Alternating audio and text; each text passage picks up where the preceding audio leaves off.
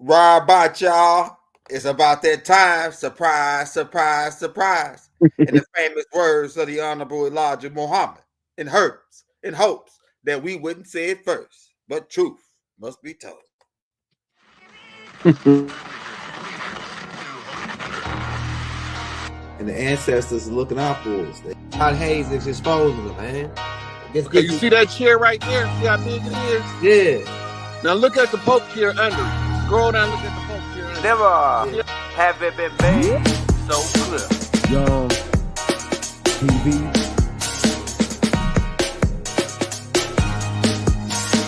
Young. We running the game right now.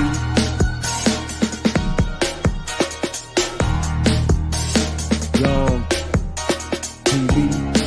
Time to take over. Young. We the hottest in the game.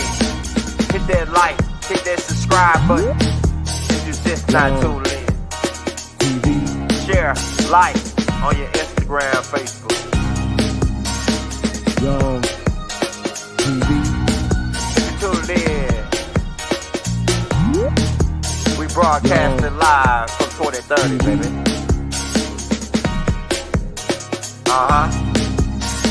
Young TV.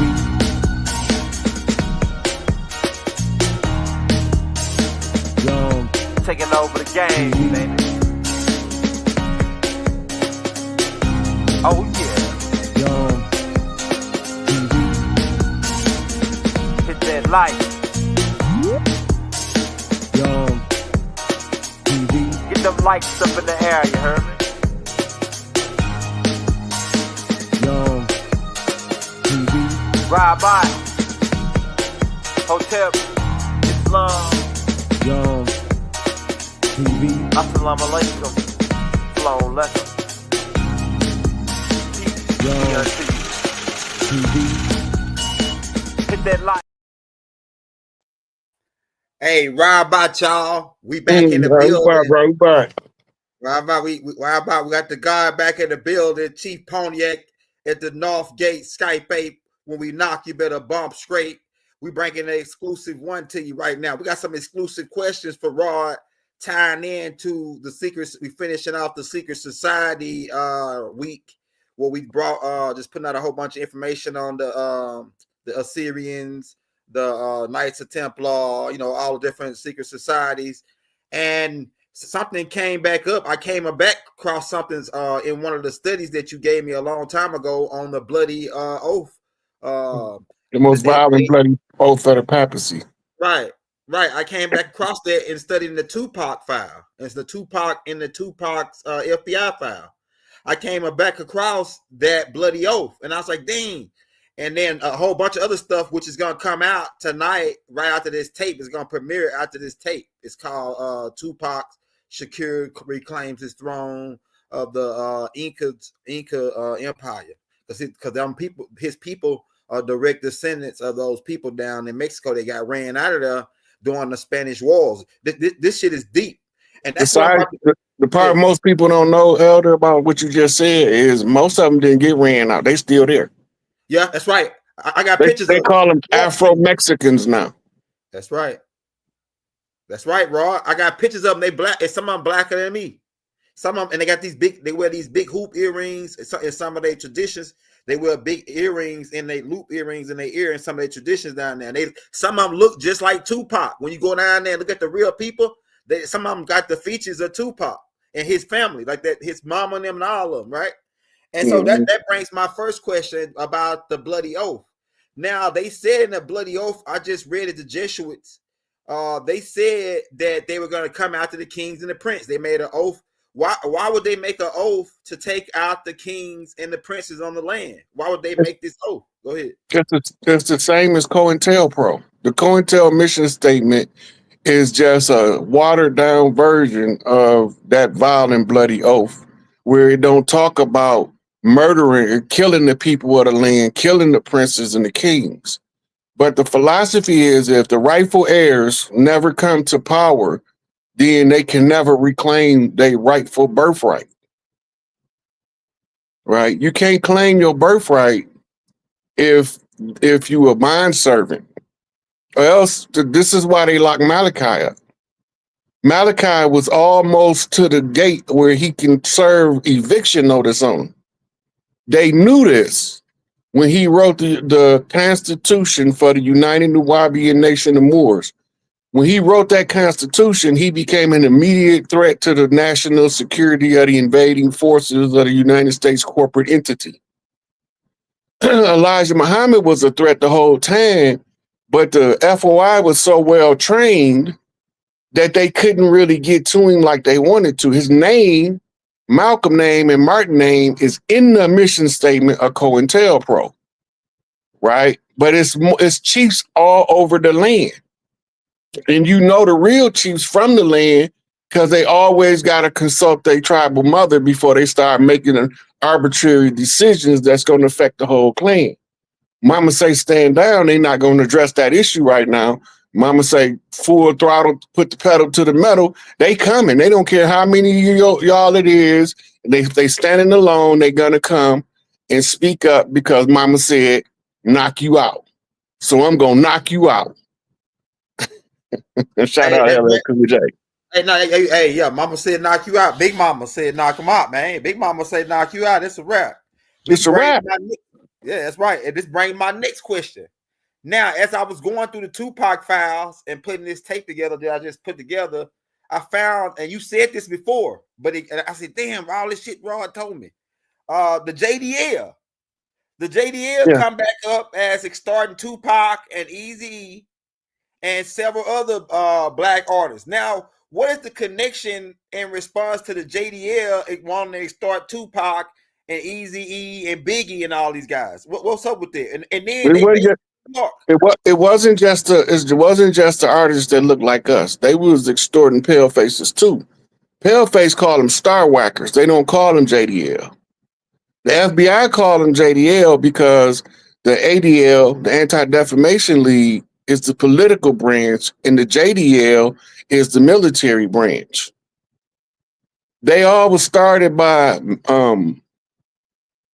Black Jews, but they put the pale face convert out there like they the ones running. They not running nothing. And if you look at the guy that started, you could clearly see he's a mulatto. Yeah. Yep. Upstate New York. Mulatto. Look, I made all the connections with the hip. The JDL really is the hip hop police. They're up in New York. They connected with the hip hop police the upstate gated community. It's all tied back into what you said with the JDL. And I said, dang, man, Roy said all this. Which brings my next question. So the JDL after Tupac. Now, what was the JDL aim? Why was they like to go into why was they wanting to extort him? Instead of was they out to stop him from doing what he was doing and being powerful? And because he would, I see in the FBI files that they didn't like that he was funding black organizations like black militant groups that they had on their list, like the Black Panthers, etc. Go ahead. You ever wonder why the preachers don't do nothing for the community? The imams don't do nothing for the community. The black Hebrew Israelite rabbis, they don't do nothing. All they do something is for the immediate crew, just their little group, because those are the ones under contract. The ones that don't got no contract, they can't stop us from helping each other because that's how we naturally gonna help each other. The ones under contract, like a lot of your major athletes, has what they call a no political involvement clause, or you end up like number 7 taking a knee. Right? All us over here, when we see Colin Kaepernick take that knee, he got that afro out, we know who he talking to. He did in football before taking the knee was a political protest to the community at large. They used to take a knee to remember something as a memorial, or they used to take a knee like if they want to surrender a play. But when they start using it for political protests, they start violating their contracts. Because no athlete is supposed to be involved in any political financing of anything. We're going to give you all this money, but if we catch you supporting Minister Farrakhan, or if we catch you supporting Nathan and Julia Hare, if we catch you supporting Dr. Bobby Hemmett, if we catch you supporting Dr. Amos Wilson, if we catch you supporting Dr. Neely Fuller, if we catch you supporting any of the ones that's trying to really make a significant change, you're going to lose your contract. And you don't believe me, you could ask Craig Hodges, because he was one of the first ones they made an example of in the NBA for taking on causes. He wore dashiki to the White House. They said, that's a no-no, buddy. You'll never play in the NBA again. See, everybody think that dashiki is an African origin. It's a Southwest U.S. origin. And that makes sense. Yeah, that's the same thing as the modern Mexicans. They still wear them. They've been wearing them for thousands of years over there in Mexico. I got a video on it. I got a video on the dude breaking down some of the Egyptian wear that it's already in South America, and I'm gonna do a video on it. But this brings my next question, Rod. Now we know that people reincarnate and significant reincarnates. Like, we have reason to believe that Emmett Till tried to make a separate attempt to come back and blow the horn as a little boy named Tamir Rice, who was later took out again by the Manchurian candidate, right? So and on the studying that the secret societies, especially the guys that's trying to operate against us, they are using birth astrology charts to log our birth to find out when we come back. So my question for you is why are they using this against us, and then now telling us we can't use it in this witchcraft and all this, but then they use it to log our birth so they can kill us or take us out or mess with us? Go ahead. It's not just to log our birth. We come back and we inherit. Beef is inherited. We don't be saying that and we just talking. We say beef is inherited. Like, I'm Chief Pontiac, but I'm an old Mississippian. Because of my blood right and the ranking of the bloodline, when I moved into Michigan, when I become mature, I'm going to be responsible to settle the conflict between Chief Pontiac and the French in the Louisiana Purchase.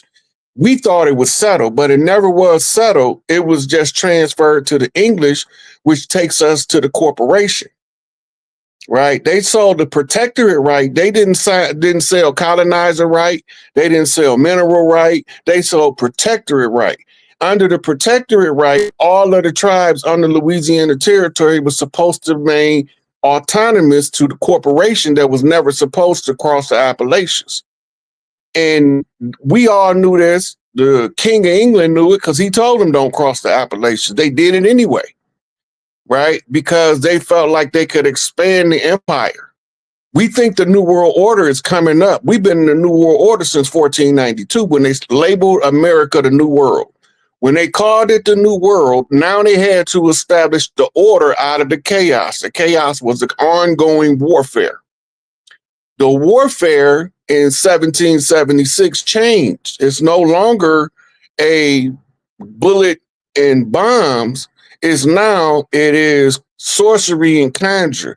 It's whose magician is better, my magician or yours. Moses and the staff. He threw his staff down and it consumed the serpents of the other two magicians whose staff had turned into serpents. And that showed the superior magic. This is what we're dealing with. That was really a two-ball cane, which was three canes set up as the three pillars in the temple of Hiram Abiff.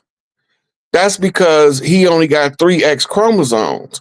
But if you go to the shrine of the Black Madonna, she has 4 pillars. That's because she got 4 X chromosomes, right? So when we're looking at conflict, the sun, the Hiram Abiff, the raised one, the master of masters, the self-raised master, you're going to know because he's going to say, I'm God enough to tell you that the woman was God first.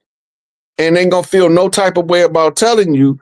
But the male chauvinist, Catholic indoctrinated Christian influenced will be adamantly against the fact that God is a woman because it goes against a patriarchal, male, chauvinistic, homosexual, pedophile, priest cult doctrine.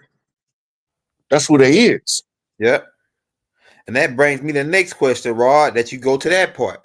Now I noticed in some of the files they want they go out to certain guys to try to get them to commit this abomination so they can open their root chakra, going back to the Enlil thing and Tahuti saying that you unfit the rule, calling somebody seeming. Could you break that down, the unfit rule to part and turning somebody's root chakra, and how they put Quincy Jones on Tupac to try to get him to steal his rulership? Really, that was bigger than what we think. Go ahead, could you go in on that? Right, because once you rupture the root chakra, you're not fit to rule. Because when all of your senses come online, you're going to exhibit all of the traits of a paranoid schizophrenic that's hearing voices that you can't make out what they is or where they coming from, and their doctor's going to dope you up, put you on medication, and tell you insane. It was two sides to that too. You just explained both sides in one conglomerate. They said that the other side was he unfit based on he not mentally stable. So based on your root chakra being turned out and your manhood being taken, that pretty much sends you into a psychological. It's a psychological thing. That's what it was for them to. That's why Right. they kept Okay, on so when your chakras activate, right, the top pulls from the bottom pulls from the top. As above, so below. If there's damage to the root chakra, when it tries to pull from above, it's inverted. Now it's it's spinning in the circle at the base. So now when your crown chakra try to wake you up, when you hit every chakra, the light is always fragmented out of position. You can't line up the chakras because the root chakra is damaged. And that's the one that's in charge of your sexuality, your creativity, your war mode, all that stuff. When your energy have to hit the root chakra and come back up to the crown. When it don't make it back up to the crown, you can't be the king. Period. Hey, that makes sense. That make a lot of sense. So that brings my next question.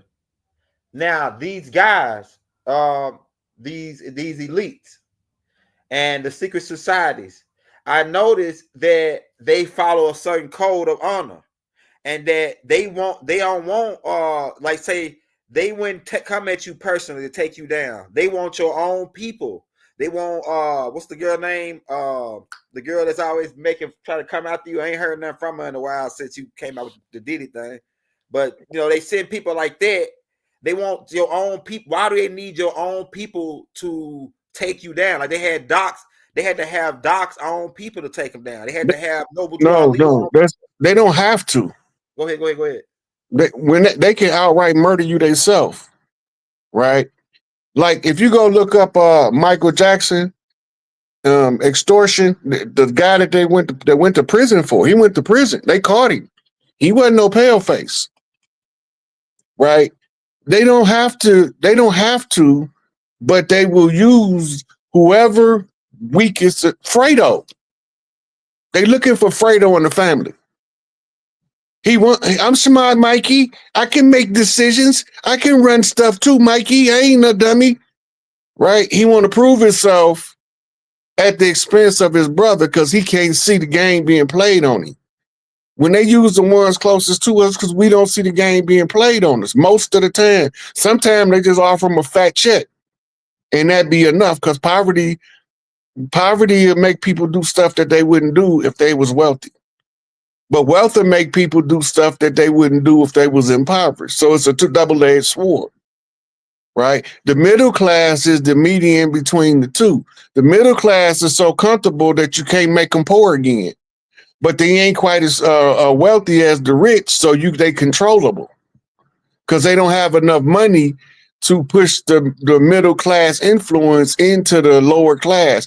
This is the basis of all of the warfare was to wrestle the wealth from the people. It had no other purpose, right? So that's a good segue into the Donald Trump video I sent you. Listen to who he's saying they giving the money to. These are the same people they telling us we need to be scared of that they finance. You gotta remember that. Right. So pull up the Donald J video. It's one of the ones I sent you. Hey, this is my last question before we go into the Donald Trump video. Now, I noticed the bloody oath, and they said they was going these guys, these Jesuits, these Spanish Inquisition guys, said they was gonna come out of us to kill the princes and kings on the land. But to me, when I go to a black these Nubian communities, to our communities, it's mostly us shooting each other up. It's mostly us stabbing and robbing each other. That's So because they look like us. okay, go ahead. Because I was gonna say, like, They look like us. The ones that they in the community with us, they grow up with us. Go back to the first page of Are There Black Devils? Yeah. Okay. Yeah. Go ahead. Right. They grow up with us. They play with our kids on the playground, play with their kids. We don't know physiologically they look the same, but ideologically they fundamentally different. Mm-hmm. That makes sense. If they the ones that if they see you fighting the dude and they want to set it off, they gonna convince you to shoot him if you lose. And there's nobody else around with a level head saying, man, that's the dumbest thing in the world. We squabble up over here. Right. We run the fade. I got faded. Right. Right. We that's how we work. Now they come in with this ego soreness. My ego hurt. You whip my ego. Now I gotta kill you. You gotta smoke the food now. Right. Because now you got this negative energy in your ear saying, man, I wouldn't have took that ass if I was you. I'd have shot that sucker, man. I don't believe you. But when the drama go down, they ain't nowhere around. Nowhere around. They got a birthday party to go to for their niece in Arkansas when they live in Maine. Yeah, anything they can do to get away from it when the time for the drama to go down, they not gonna be there. But they gonna always be in your ear, instigating you, souping you up, charged, especially when they know they gotta go get her. Yeah, them gens. We call them gens. I call them rotten ass SOBs. I can't say what I want to say. Yeah, they gens, real live gens. Here we go right here, Rod. We're finna roll it. I'm finna blank my screen up. Can you give me a dollar amount as to how much? Here are five boxes. $20 million for fiscal federalism in Nepal. Listen to these numbers. This is all fraud. $19 million for biodiversity conservation in Nepal. $1.5 million for voter confidence. We want to give them confidence in Liberia. $14 million for social cohesion in Mali. $2.5 million for inclusive democracies in South Africa. $47 million for improving learning outcomes in Asia. Asia's doing very well. They're doing a lot better than we do in the schools, aren't they? $2 million to develop sustainable recycling models to increase socioeconomic cohesion among marginalized communities in Kosovo and Eshkali and in Egypt. We're talking about hundreds of billions of dollars. I could, by the way, I could read this all day long. I could go on all day long, and you'll see hundreds of billions of dollars, and we're doing it. But when I saw the Social Security numbers, I said, wow, that's really something. So we have, let's just go above 100 years old. We have millions and millions of people over 100 years old. Everybody knows that's not so. We have a very corrupt country, and it's a sad thing to say, but we're figuring it out now. Wow, so they've been stealing Social Security money. The government been stealing Social Security money, saying that people still over 100 and they collecting the money still. Well, a lot of it is the Social Security Administration itself scamming, but it's also people in the community scamming. Damn. So it got two big gaping holes in Social Security. Not to mention the origin of Social Security comes from the dude they call Ponzi. You ever heard of a Ponzi scheme? Yeah, the Ponzi scheme. Yeah. That's the same blueprint they use to draw up the Social Security payout system. That's crazy. That's why you got to be aged into it, and then you got to die out of it to make way for the next ones that age into it to get the benefit. But really, Social Security is supposed to be giving you about 5 to 10 times what you're getting from it. But because they mismanaging the resources, they can't properly allocate what you deserve. And this is why you have elders that's having problem out of their insurance. They're having problem with their check. Sometime it don't come on time. And we know it's supposed to hit the first and the third or like clockwork. Yeah, right. But some of them, why my check late? Right? Some of them like wondering why they check. They call and they say, well, we can't find you in the system. How did you lose them in the system when it's computerized? Right. And you've been paying them out. You should be able to pull. But what be happening is sometimes when they be trying to cover their tracks, they bump people out of the system by accident because they get grouped in with the fraudulent ones they canceling out. Yeah, that's because they do them in, that's called batch rolling in banking, where you pick a whole bunch of them and then you put them all together and then you sell them in batches, which makes it discounted. It's like buying in bulk. Right? So they take your birth certificate, your social security payout, instead of giving you the full payout, they adjust it in order to make for the losses that's going out for the fraud scamming at the bottom and the fraud scamming at the top. Now, you just heard the president of the country saying, hey, this is fraud. Right. He said it out his mouth. Right? The whole system is fraudulent.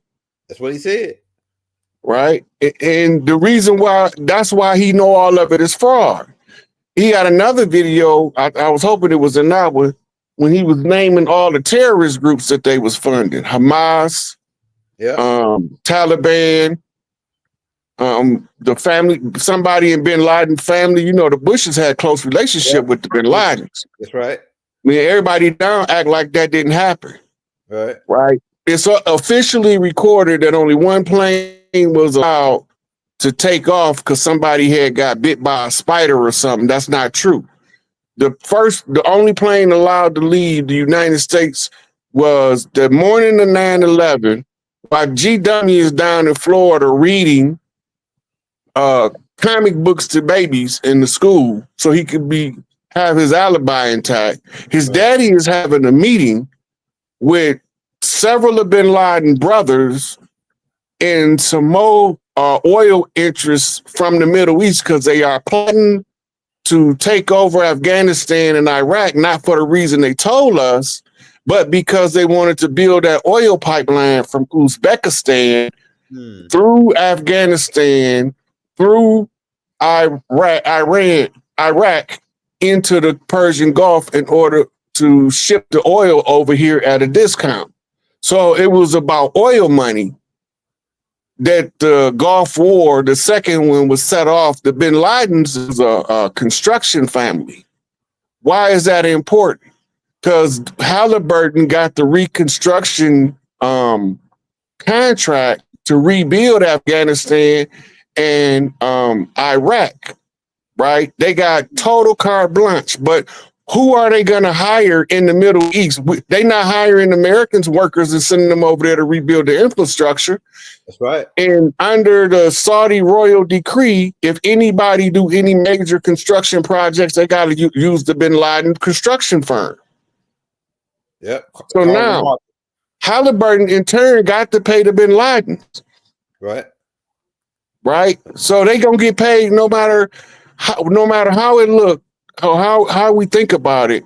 The whole U.S. corporation, we segue into the video about AI telling us how America is a fraud. Yeah. Right. How long that one is? It's a couple minutes long. You ain't got to play the whole thing. You can play about 3-4 minutes of it. No, I'll play the whole thing. I'm talking about I just need to know which one it is because I got them all lined up, but I don't know what order you say. Here are the key statements made in the Dear Colleague letter, available in the link in my bio. That's going to come up too. That's important too. Native tribes were reclassified as Negro. Okay, ChatGPT, tell me why the U.S. is... Can you give me a dollar amount as... Here are 5 things that many people don't realize, but probably should. Worried about the United States like I am right now. I think this is worth the listen. It was the girl that passed her. It was... Here are 5... Okay, ChatGPT, tell me why the U.S. is a psyop.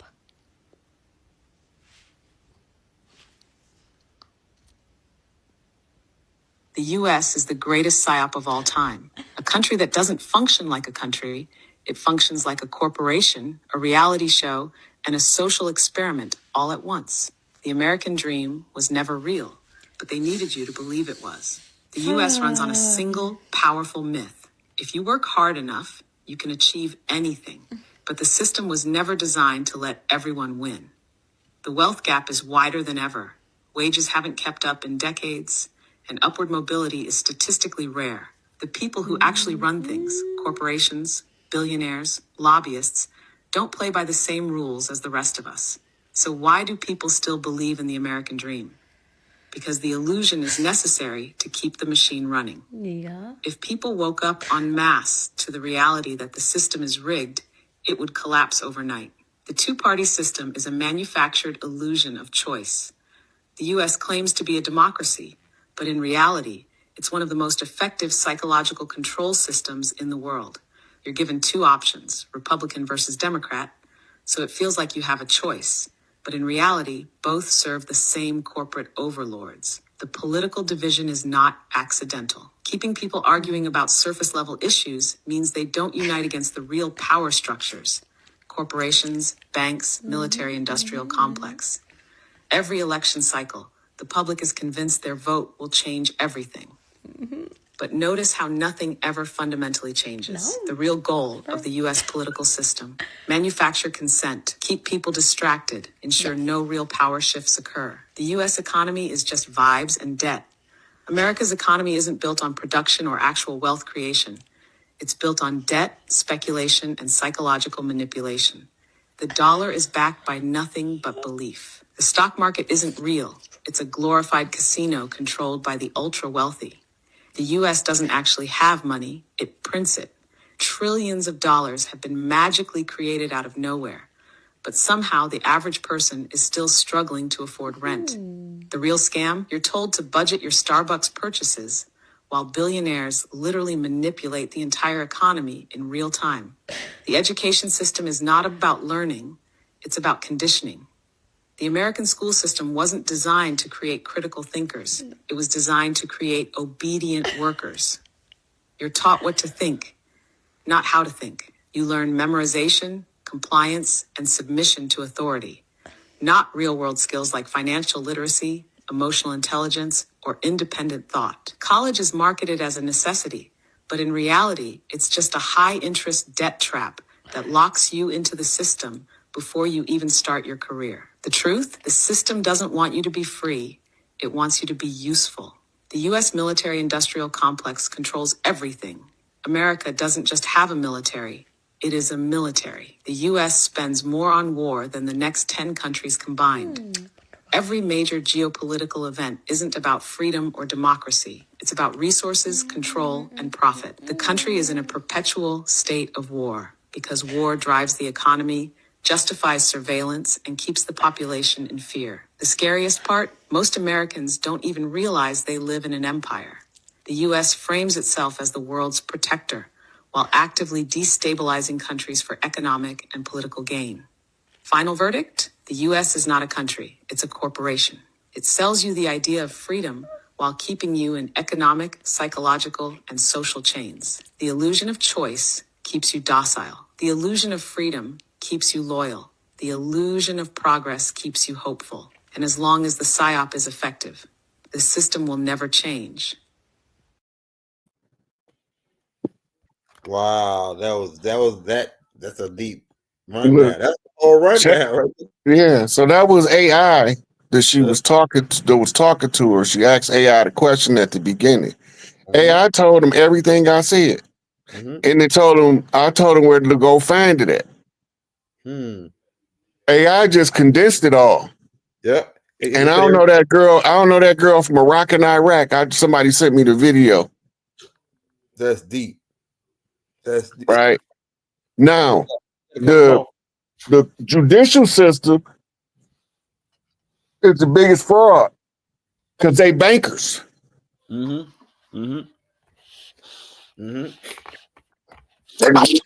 But they was given the order to shut down those what you call them, non-Article 3 courts, which is actually the ones that enforce policy and not law under Admiralty and Maritime.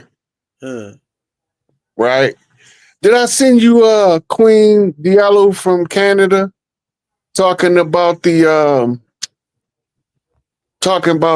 Admiralty jurisdiction being overthrown in Canada?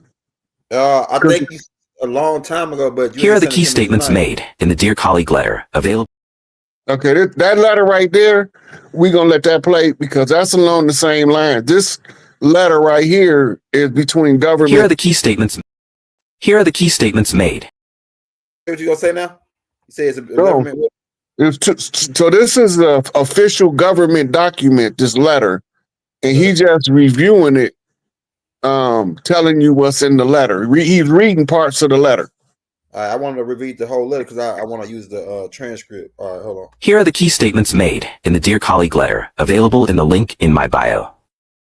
The Department of Justice is committed to assisting state and local courts in their efforts to ensure equal justice and due process for all those who come before them. The department convened a diverse group of stakeholders: judges, court administrators, lawmakers, prosecutors, defense attorneys, advocates, and impacted individuals, to discuss the assessment and enforcement of fines and fees in state and local courts. While the convening made plain that unlawful and harmful practices exist in certain jurisdictions throughout the country, it also highlighted a number of reform efforts underway by state leaders, judicial officers, and advocates, and underscored the commitment of all the participants to continue addressing these critical issues. At the meeting, participants and department officials also discussed ways in which the department could assist courts in their efforts to make needed changes. Among other recommendations, participants called on the department to provide greater clarity to state and local courts regarding their legal obligations with respect to fines and fees, and to share best practices.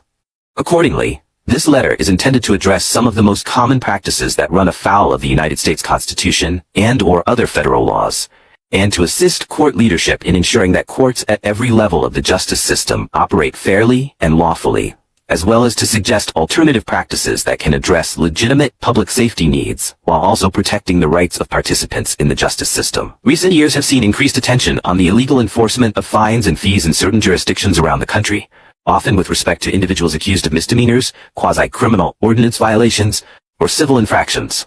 Typically, courts do not sentence defendants to incarceration in these cases. Monetary fines are the norm. Yet the harm caused by unlawful practices in these jurisdictions can be profound. Individuals may confront escalating debt, face repeated unnecessary incarceration for non-payment despite posing no danger to the community, lose their jobs, and become trapped in cycles of poverty that can be nearly impossible to escape. Furthermore, in addition to being unlawful, to the extent that these practices are geared not toward addressing public safety, but rather toward raising revenue, they can cast doubt on the impartiality of the tribunal and erode trust between local governments and their constituents.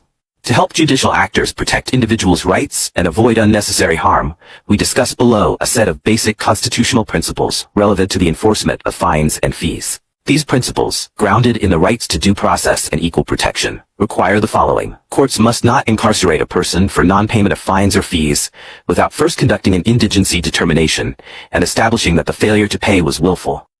Courts must consider alternatives to incarceration for indigent defendants unable to pay fines and fees. Courts must not condition access to a judicial hearing on the prepayment of fines or fees. Courts must provide meaningful notice and, in appropriate cases, counsel when enforcing fines and fees. Courts must not use arrest warrants or license suspensions as a means of coercing the payment of court debt when individuals have not been afforded constitutionally adequate procedural protections. Courts must not employ bail or bond practices that cause indigent defendants to remain incarcerated solely because they cannot afford to pay for their release. Courts must safeguard against unconstitutional practices by court staff and private contractors. In court systems receiving federal funds, these practices may also violate Title VI of the Civil Rights Act of 1964 when they unnecessarily impose disparate harm on the basis of race or national origin. As court leaders, your guidance on these issues is critical. We urge you to review court rules and procedures within your jurisdiction to ensure that they comply with due process, equal protection, and sound public policy. We also encourage you to forward a copy of this letter to every judge in your jurisdiction, to provide appropriate training for judges in the areas discussed below, and to develop resources, such as bench books, to assist judges in performing their duties lawfully and effectively. We also hope that you will work with the Justice Department going forward to continue to develop and share solutions for implementing and adhering to these principles. Courts must not incarcerate a person for non-payment of fines or fees without first conducting an indigency determination and establishing that the failure to pay was willful. The due process and equal protection principles of the 14th Amendment prohibit punishing a person for his poverty. Bearden v. Georgia. Accordingly, the Supreme Court has repeatedly held that the government may not incarcerate an individual solely because of inability to pay a fine or fee.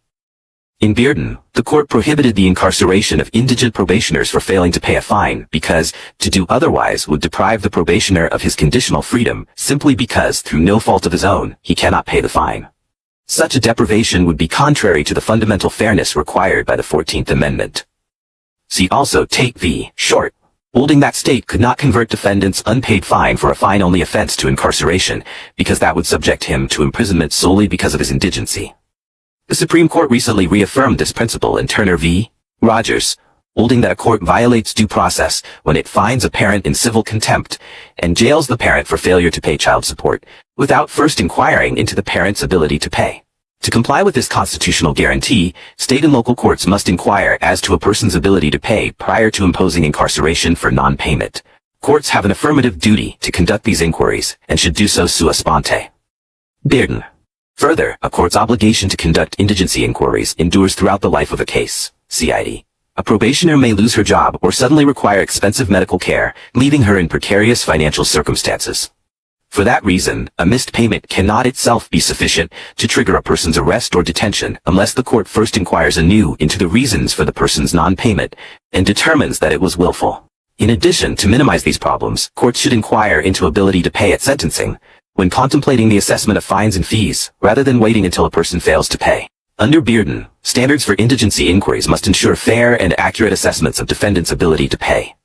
Due process requires that such standards include both notice to the defendant that ability to pay is a critical issue and a meaningful opportunity for the defendant to be heard on the question of his or her financial circumstances. See Turner. Courts must consider alternatives to incarceration for indigent defendants unable to pay fines and fees. When individuals of limited means cannot satisfy their financial obligations. I'm pretty much, to sum it up, I see what it's saying.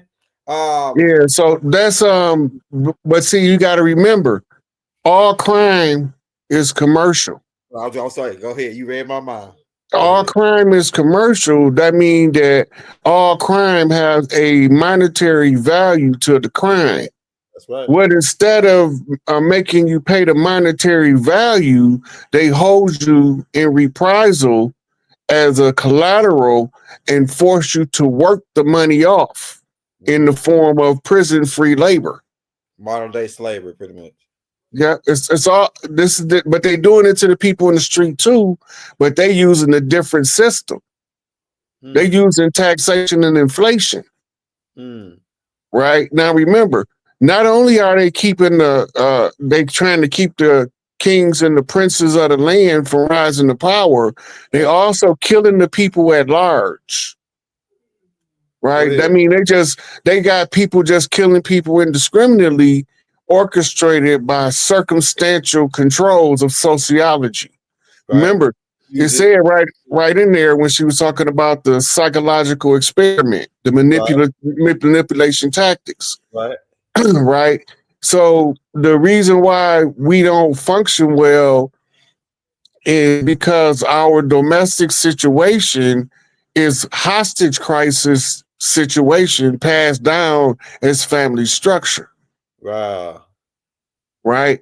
So they using the system to destroy this cohesion in the family. They got to make the women hate the men hate the women. Makes sense. Right. This is our uncivil war. That's right. In this doctrine. Right. So this domestic warfare fought domestically using domestic violence. In a domestic violence situation, it's the person who the system is breaking, cracking, taking it out on the people closest to them. It's how you end up when two tribes is crossing each other's territory. Instead of crossing in harmony, now we crossing in conflict. Right.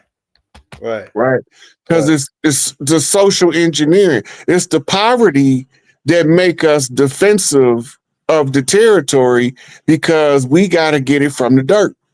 Right. Getting it from the dirt went from getting it out the farm to getting it out the city streets. In the dirt is all of the nefarious things that go on in the city that's looked down on as the social standard. That's another thing, Paul. I had another question that I had tied into them taking out the princes on the land and the bloody oath. Now I see that as I'm going through studying on the land, a lot of Nubians had land, but they never bought it. And you said something about this before. How is these guys getting land, and could that be tied into why they trying to kill these guys? Because these princes inherit the land from their mothers or their big mamas, or the men don't inherit the land. The women inherit the land. Go ahead. Okay, so now you're talking about the setup of the tribes and how we operated across the land in face of how the enemy is forcing us to act out of character by having us operate out of character. Right? The Truman Show. You know how it's going to run until you put a wild card in there. The wild card is designed to give you the impression that anything can happen at any moment. Right? But nobody's in control. Somebody is in control. They control the systems. You can control the people without having to worry about controlling the person. Right. It's sheep herding 101. Keep the flock together and they're easier to manage. Makes sense. And I feel like that. Yeah. So now the way you manage it in the human, because we tend to be a thinking creature by nature. Mm-hmm. So they use a school system to teach us how to play the role of a befuddling idiot. Remember I told you that before? Yep. The school system is to arrest your development, your psychological development, by feeding you false information, misleading information, and information that has no translatable value to providing a living for your life unless you teach in that same garbage. Right? Damn, that's cold. That's cold. So not only to take us out, what was their thing with the women? Because I noticed the Knights of Templar was protecting the women. They was out to protect the Black Madonna. Yeah, they are sworn protectors of Scotland and Scotia. Okay. The Knights Templar is written more about as the Vikings than they written about as Knights Templar. Oh. Remember, they was at war in the Crusades. And they had rebelled against the Catholic Church. Yeah. When they rebelled against the Catholic Church, because they found out that the story of Jesus is the story of ISIS. Right.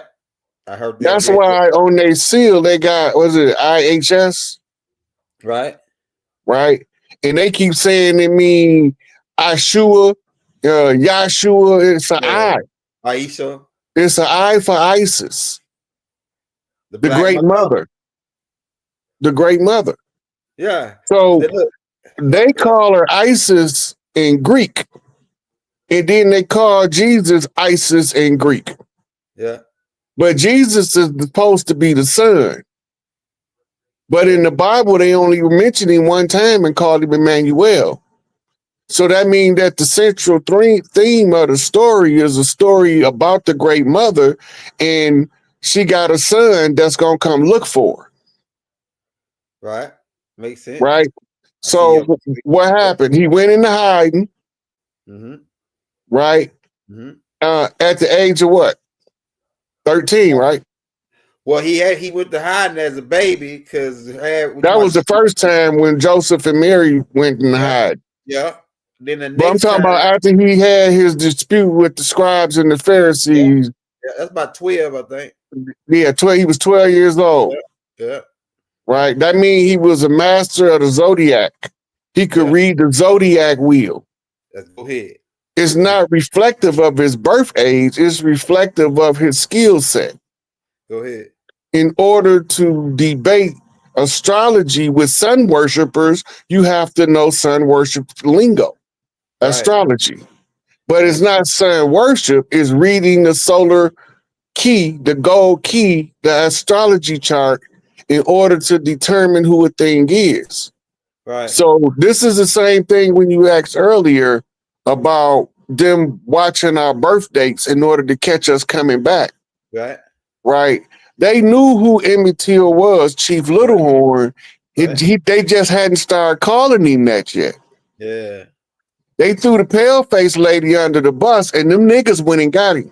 Yeah. Wasn't no pale faces went and got him. Yeah. Yeah. Now the Right. the niggas that went and got him, they the one that logged his birth, or they got word from somebody. They the ones came up with the story that he whistled at the white lady, and that the mob went to his house and got him. But his family said it was two niggas came to the house and got him, talking about they trying to protect the community. Yeah. And I was always thought it was odd that didn't nobody never follow up on that lead. Right. Right. Right. And then in the movie, they show you the niggas holding him down on the back of the truck. Man. And then the thing is, they run that same MO. These black hand guys. They did it in Roswell. They did it in Tulsa, Oklahoma, with the black Wall Street, where he touched the white girl around the elevator. Then the whole town get burnt down. But see, that's always the convenient excuse to keep the skin. You got to remember, they trying to convince us that somebody is better than somebody else by skin color alone. Go ahead. Our interaction being in close proximity, sooner or later, we're going to be like, wait a minute, everybody with that skin color don't feel the same way. Right. You got more people with our skin color that hate people with our skin color than you got people with a lighter skin color. That's facts. But we don't never talk about that because we don't want to address the source. Yep. Because when you trace it back to the source, it end up with the Huguenots and the conquistadors is fighting these wars in the south of the United States until they challenge us to the Conjure War. Feathers versus Fezzes, the George Washington challenge. And we came in with 50 chiefs, and we came out with way more than we went in with. Mm-hmm. Yep. That George Washington challenge connect with this too, because that he was part of that same oath to come and get rid of the that challenge ties into the blood oath to get rid of the princes on the land and make them pretty much wipe their memory out. Now let's bring my next question, and then we'll run. We got more. We got about 4 more clips to run. But why was it important to make us forget a lot of our stuff that we did, like divinations and like because they cut you off from your intrinsic ancestral power base. They take away your spirituality and replace it with religion that keeps you powerless because you constantly put yourself in a sleep spell in the name of the Amun. It's a mandatory spell. Every time you saying it at the end of your prayers, you telling the known God to remain unknown. I mean, don't shine my light in the world. I want people to know I'm powerful. So it enhances the ego, but it subjugates the God's self. It's like putting shackles on a God. Because can't nobody hold you down but you. Can't nobody hold me down. Oh no, we got to keep on moving. So when you look at the war structure, the goal is when the close of the age come, all debts must be settled. All conjures must be closed, right? Everybody must be prepared to account for their right or their wrongdoing, because this is the great celestial payout for the karma that we accumulated over lifetimes. We call it generational traumas, generational curses, generational blessings, right? Because we all know a family, they ain't rich, but they don't never want for nothing. None of them in their family don't never want for nothing, but they ain't rich. They always stumble into the good jobs without having to have all of the qualifications. It just lines up for them, right? That's because that's their generational path clear financially. right? Normally, when you find people in poverty, that means that they the pauper guys. They waiting on the end to cash in. They don't know that heaven is on earth, but they about to find out. Hey, Raw, you want to roll another clip? Yep. How Native tribes were reclassified as Negro? Should we investigate DNA links between Black Americans and I pre-Columbian? want to say something before you run out one elder. This one right here is about the paper genocide. Okay. Trying to tell victims of paper genocide to prove their ancestry with paperwork is like telling the murder victim to prove that he got murdered, even if you know who the perpetrator is. Wow. So they telling us we know about the paper genocide, right? But now the sister about to ask AI about the paper genocide. Somebody sent me this for a receipt too. And the AI is going to tell you how paper genocide works. The goal is to disassociate the people of the land from the land so that you can say they abandoned the land and you can assert salvage rights to the land to claim the land as your own. Right. And it all plays out in the laws that they pass, the salvage laws, the squatters' rights, and all of those things is the army that's imposing on the people of the land has to have a certain way to assert how much of the land that they've settled on. So they got squatters' rights. Then you had the salvage right. The salvage right gave rise to something called eminent domain, where the government can take your land and appropriate it for what they want to under eminent domain. That's part of the claiming the land by the foreign force. The foreign force is the fictitious government called the United States Corporation, right? So now this is how paper genocide work, and this is what AI had to say about paper genocide. Go ahead, Elder. All right, let's drop How Native tribes were reclassified as Negro? Should we investigate DNA links between Black Americans and pre-Columbian remains? This could rewrite American history. Where do we go next? I know how it occurred. I'm gonna play this. I'm gonna open it up for everybody. Genocide occurred. Paper genocide is the deliberate erasure of a group's identity through legal documents, census records, birth certificates, and government policies. This was used to systematically eliminate Black indigenous Americans from official Native American records and reclassify them as Negro, colored, or Black. Here's how it happened, step by step. Step 1, early reclassification of dark-skinned indigenous people, 1600s to 1700s.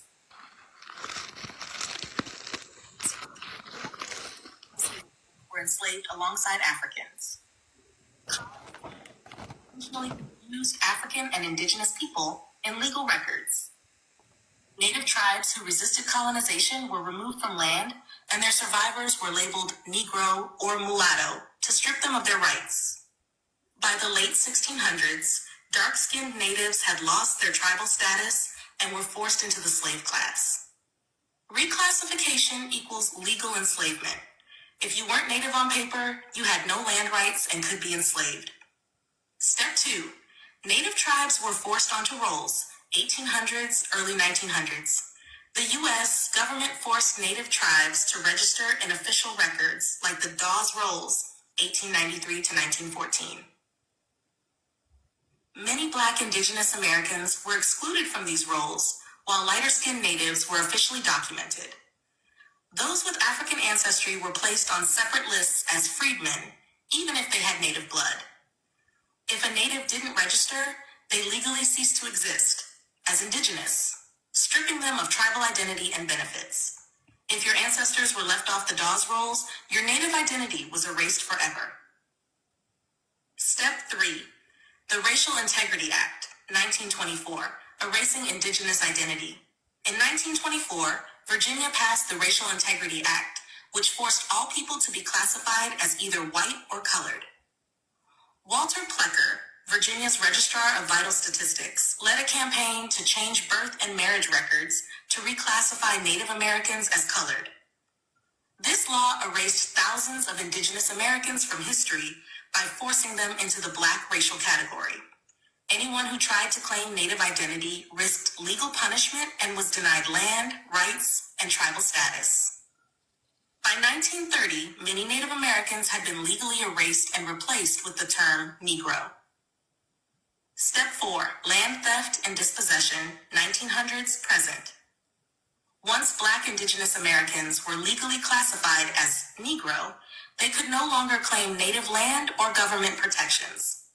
Laws like the Indian Reorganization Act, 1934, further restricted who could be considered officially Native. Today, many tribes refuse to recognize Black descendants as indigenous, despite historical evidence that they were originally part of these nations. Paper genocide wasn't just about erasing history, it was about stealing land and resources. Final answer. How did paper genocide occur? Step 1. Dark-skinned natives were reclassified as Negro to strip them of rights and enslave them. Step 2. Native tribes were forced onto rolls, but many Black indigenous people were left out. Step 3. The Racial Integrity Act, 1924, legally erased indigenous identity and replaced it with colored. Step 4. Without legal indigenous status, Black natives lost their land and tribal connections. The result? A complete historical rewrite where Black Americans were severed from their true indigenous roots. Next steps. How do we prove this? Should we track old census records to find Native ancestors who disappeared into the Negro category? Should we investigate how land was stolen from Black indigenous families? Should we use DNA comparisons to connect modern Black Americans with pre-Columbian remains? This could change everything. Where do we dig next? Hey, Rod, that's interesting. A lot of stuff that she said, because this ties into the bloody oath of how they would be able to get rid of the princes. Not, they ain't have to necessarily just kill them physically by shooting them with an arrow or chopping their head off. They can paper genocide and take the princes out. No, or you don't even remember. Some of us might be princes of tribes that don't even remember. Yes, we do. We still doing it. Go ahead. Look, they can also label you criminal on paper and call your tribe a gang. That's right. And they come in with infiltrators. We got the records of their infiltration. We got records of it.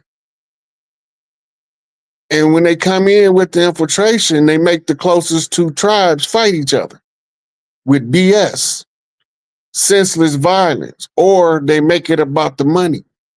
Because at the end of the day, we as the chiefs is responsible to feed the family. We supposed to get it off the dirt. We ain't supposed to be part of their system because we had no contracts with them people. So being that we are called enemy combatant nations, we call outlaw tribes, we call non-treaty tribes, we call enemy or foreign dependent nations, that still don't make us citizens of the government. We don't got nothing to do with them. They claiming us in hopes that we surrender who we are and acquiesce to their claim of ownership of us. But this is my public notice that they don't own me. Notice the agent is notice the principal. Right. As long as it's said in the public domain, it's an archive format, a recoverable format, time-stamped and dated. The whole tribe can use it. Hey, let it be known on the microphone. They don't own us. We're not assets of the corporation. The corporation was stealing our assets. Let it be known. Let it be known. We don't mind working, but we want to work to build our own. We don't want to work to build somebody else's in our house. Right. That's irrational, illogical, and somebody must be a damn fool. Right. You done seen what they did to us, a historical record of them burning us down, sicking the police on us. The police is a foreign police force occupying the territory. We got a video on the police. That's right. Let AI tell you about the police now.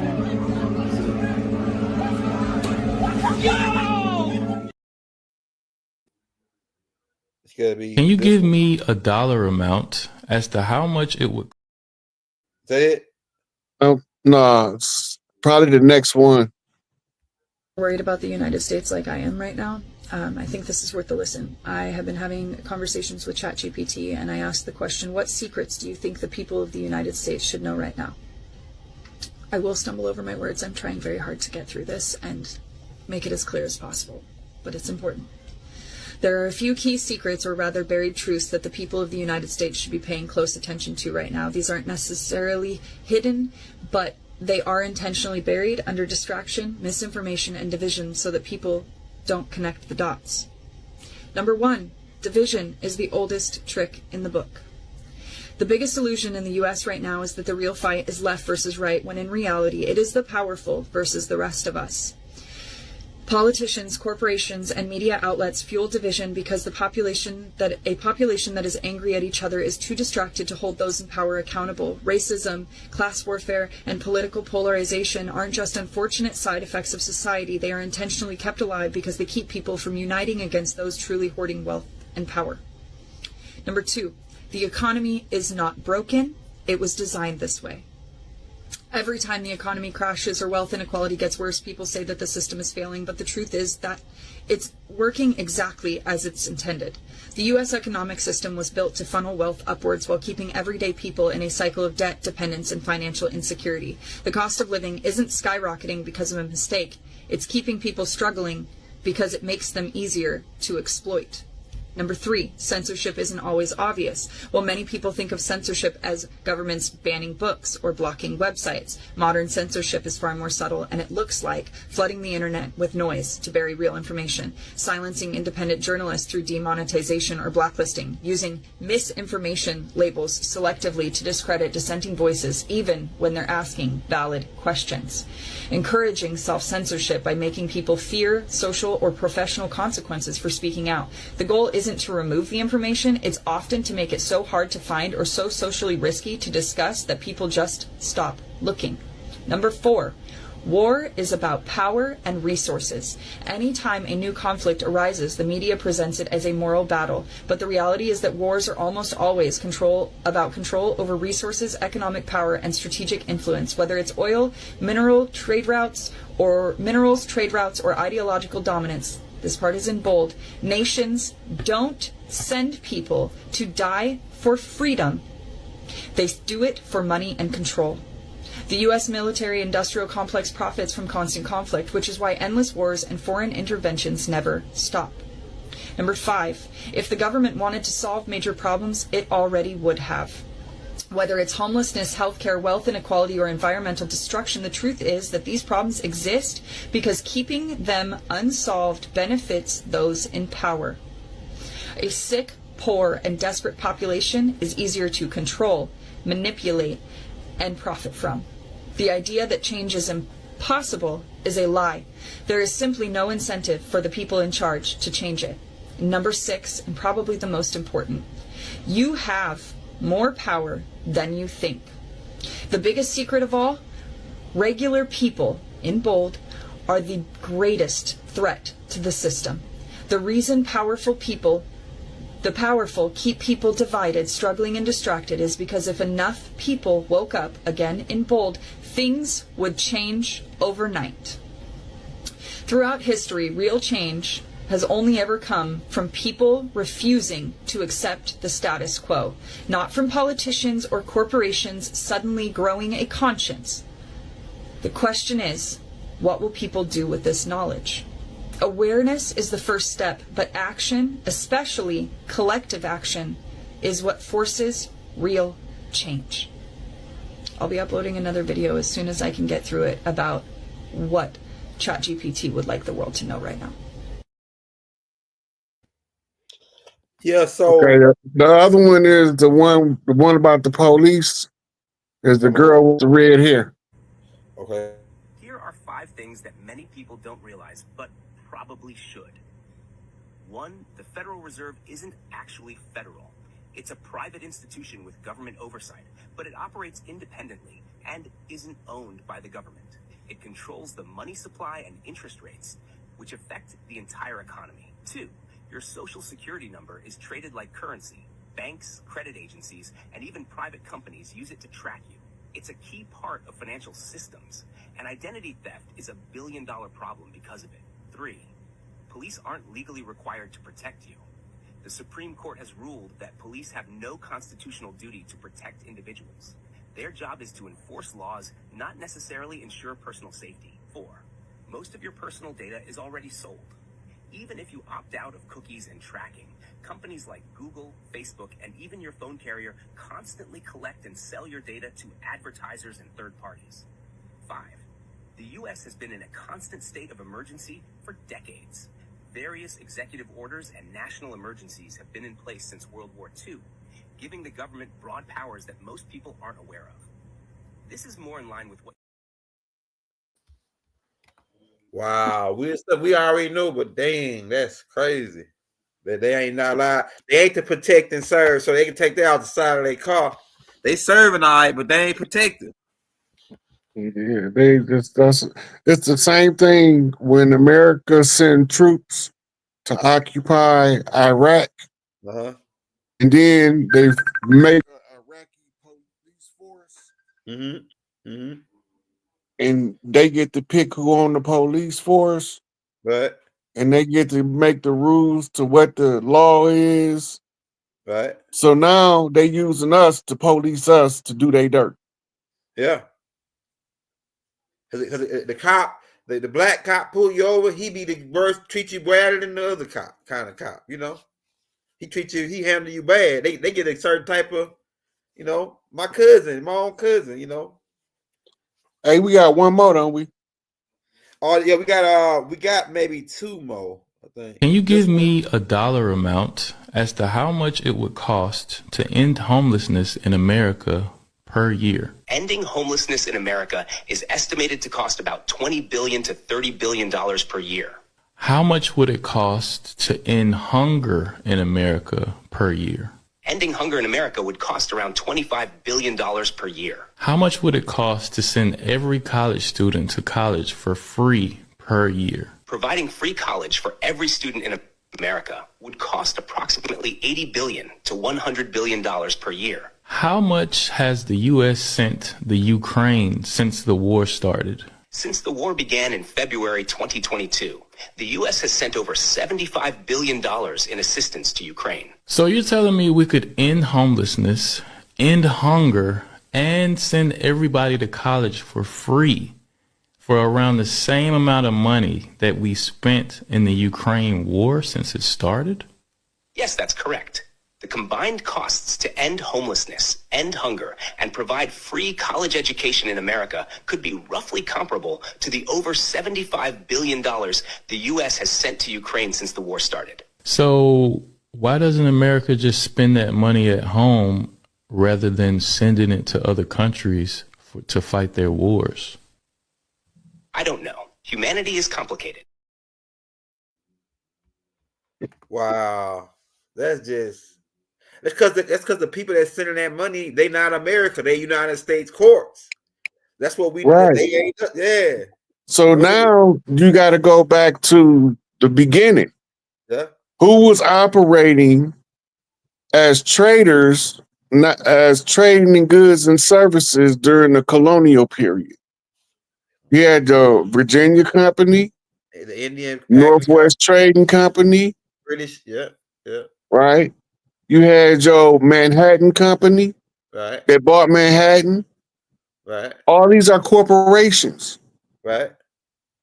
Right. All they doing is getting the territory to work from a boss. Right. But some kind of way, they tried to overthrow the boss. Right. Big Mama. Sealed by 13 colonies. Right.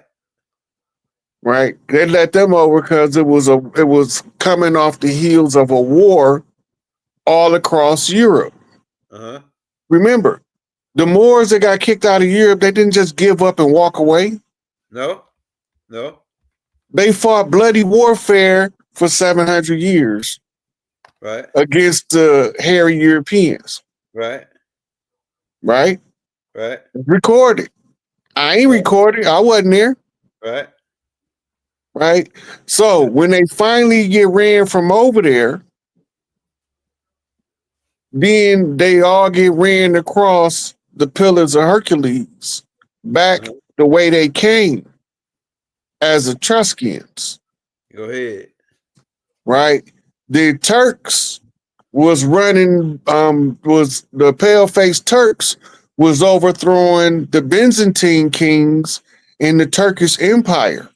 Okay. Right? They pushed them back into what we call today the Middle East. Right. Right? Then they set up tribes and communities over there, and they was always at war with the tribes around them. Go ahead. Now it's called feudal tribalism of the Middle East. We know a lot of English historians don't write about it. It's in Arabic. Somebody got to translate it. Right? But they still got the stories. They telling you how they was chased down into the Middle East and Byzantine wars with the Ottomans in order for them to take control, the Turks to take control of the empire. Right. Right. So now they running into the Middle East. This is where they having the tribal warfare with the local tribes there, but they also running them into Northwest Africa, what they was calling back then Al-Maghrib. Right.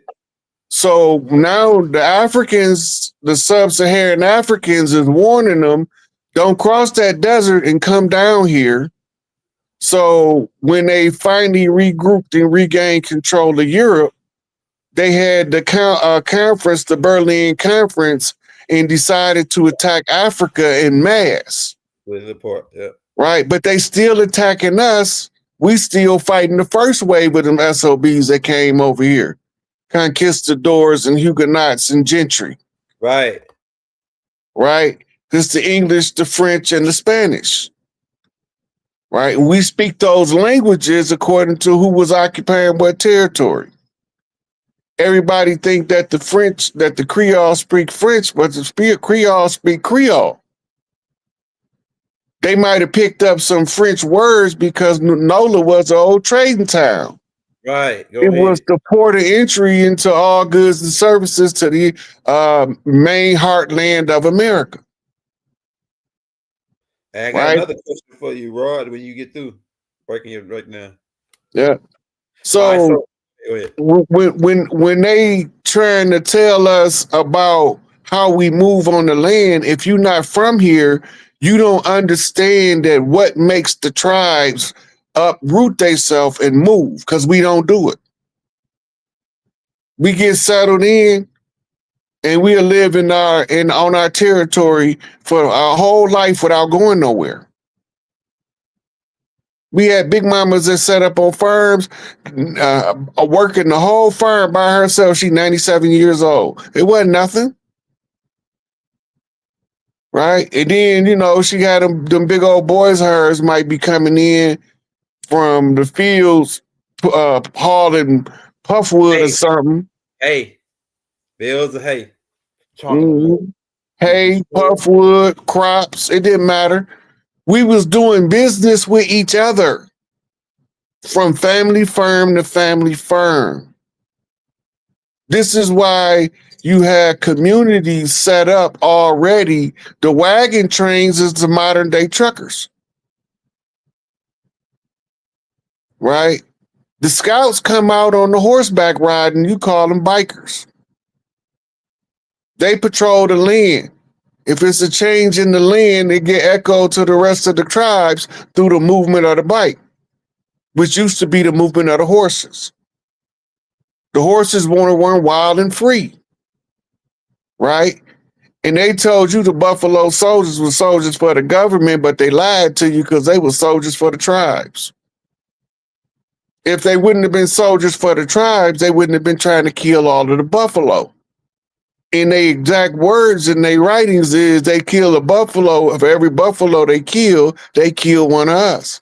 That's because you had them big tookie looking dudes under buffalo skins at nighttime come out and whoop their ass. Them was old Mississippi, and that's Mississippian culture. We wear the skin of our totem animal. We live amongst our totem animal. We used to be able to walk through the bison with the bison skin on, and they recognize us as one of them. But now they try to tell you that the buffalo soldier, they wasn't what you taught. They lying. It was the buffalo clans. It was many clans who was in harmony with the buffalo, and they all had a brotherhood, and this is where you get your Buffalo Lodge. Right. But you also got your Elks. Yeah.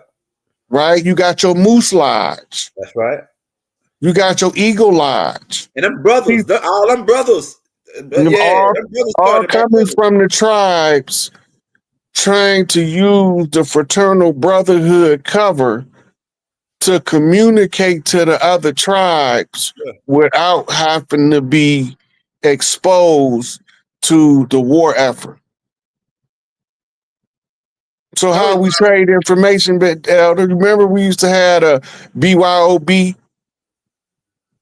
right? Till we learn how to get liquor license for the club, because under the brotherhood, we have a different set of guidelines to get a liquor license. Right. Right. Big Mama had the bootleg. Right, but you just now they got a legal classification as a fraternal order. That's what they call them. But this is how we slid information in the powwow. Mm-hmm. My uncle, my father, and them always going to a powwow. Yeah. Hey, Daddy, where y'all going? Go sit down. We're going to the powwow. We'll be back a little later on. They call it a kickback. That's another word for powwow. Kickback. We had other fire words talk. Yeah, but it's we're going to have fire talk. Yeah, they talk around the fire. It's a lot of them, but look, we know who we is. My job is to just tell them trick no good. We didn't disassociate from the land.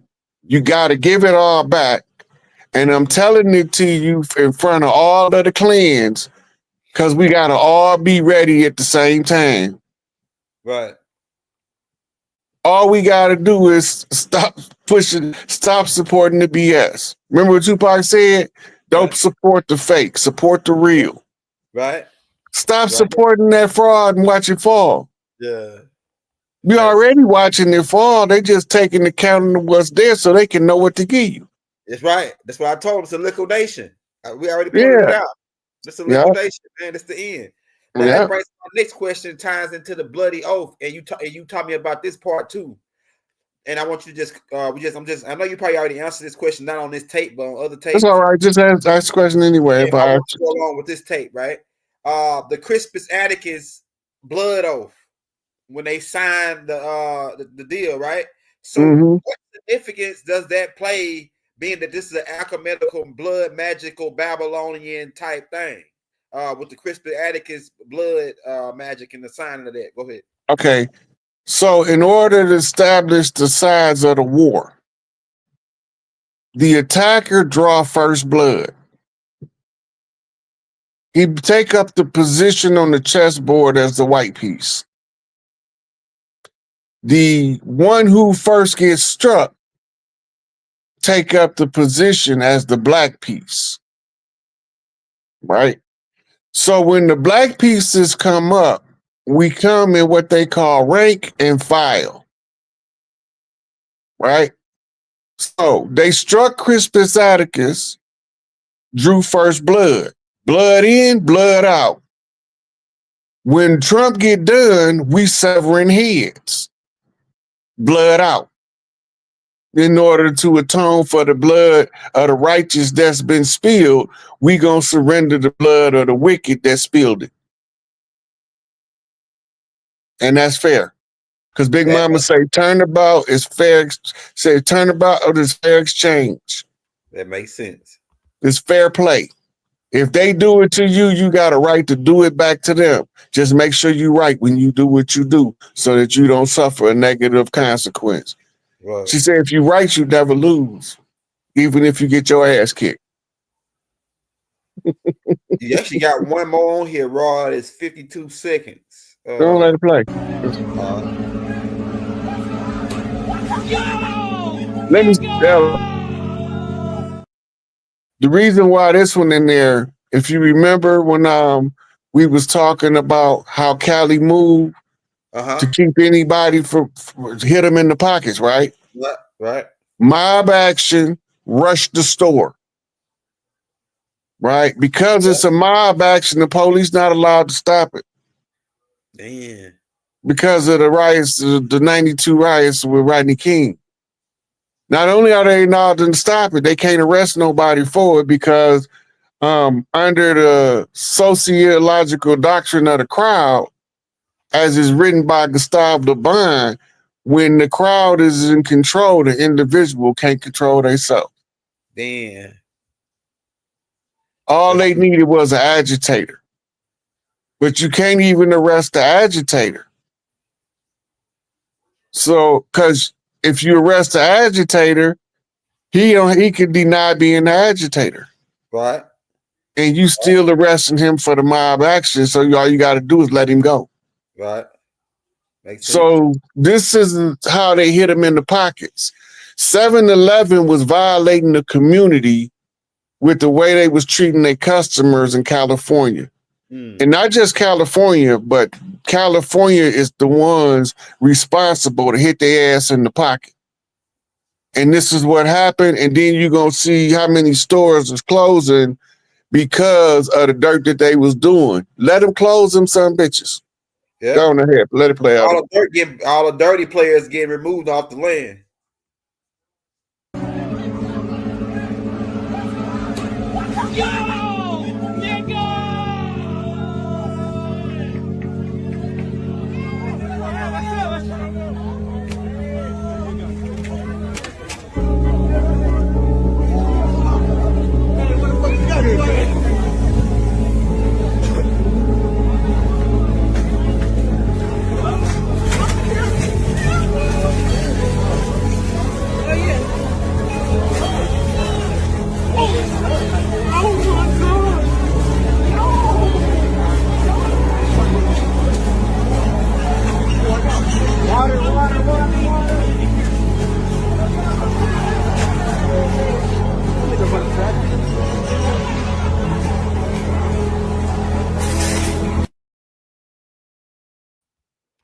Wow. So over 400 stores being closed down in prominent Nubian communities. Those are the stores they had the most complaints about. Damn, 400 stores? That's a lot. Well, you know how the foreigners get in our neighborhood. The Iranians and it's a couple of now, if they don't bump straight, they're gonna get bumped off the board. Yeah, they ain't playing no more now. Yeah, it's a new sheriff in town. I remember when Big Took in them when Monster Cody was telling the story, and because you talking about the outlaw tribes and how we were different, right? He said that he had went Tooking them and ramming them something to go get an egg sandwich, and he ate a little piece out the thing and brought it back, and then he gave it to Raymond, and Raymond said, "Hey, Took, man, you ordered me an egg sandwich? Ain't no egg on this sandwich, right?" So he said, "Yeah, Monster Cody had ate a piece out of it, right?" So, but he ain't tell him, right? Tookie knows Monster had ate it, but they went back. The whole Crip gang got together, went back down to where the Chinese that made the egg sandwich, and they took everything in the store, took all all their supplies, the cups, cake, whatever they had. Took it and came back with it, but they didn't give a dang about the law. The outlaw tribes, pretty much, they were in charge of their community, like the Crips. Yeah. The Crips. Go ahead. Could you go in See, on that?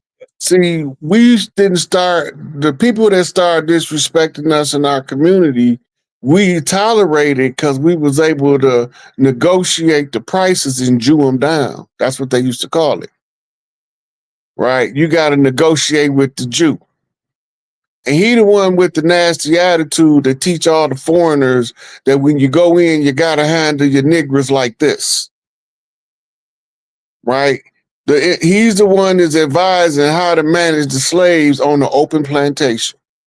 But he's set up as a shopkeeper. So he can keep his ear to the street in case we decide that we want to get him off the land before we realize that the real ones that sent them out there look like us, but they ain't us. I ain't never want to shoot for the bottom. I always want to shoot for the top. Ain't no sense of taking out the whole army when you can take out the one that's causing the problem. Right.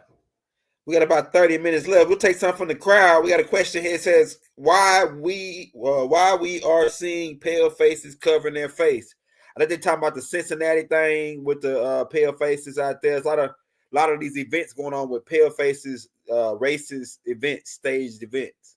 Yeah, but they being staged by the Black Brotherhood of Spain, who came over here and became the Knights of the Ku Klux Klan. Right. Who passed it off to the pale faces over here. And then they brought her what they call the neo-Nazi doctrine from German niggas. Right. Wrote that. All of them changed their names, and that was allowed them to change their faces in the history books, in the whitewashing of history. That is not what Adolf Hitler looked like. He was a Charlie Chaplin actor. Right. He was trained by a guy named Rubens to play a theatrical performance of the then German dictator, the real Adolphus. And because they wanted theater, they wanted the pale face in theater. This is being done by the 32-degree Scottish Rite double-head eagle. Mm-hmm. Right? They putting the pale faces in front of the camera, but they not telling you they imitating the people that's getting the movies made. All of the Adolf Hitler footage is scripted. Mm-hmm. Yep. The real Adolf Hitler was a black Nazi from an Aryan race that comes from a place called Nirvana.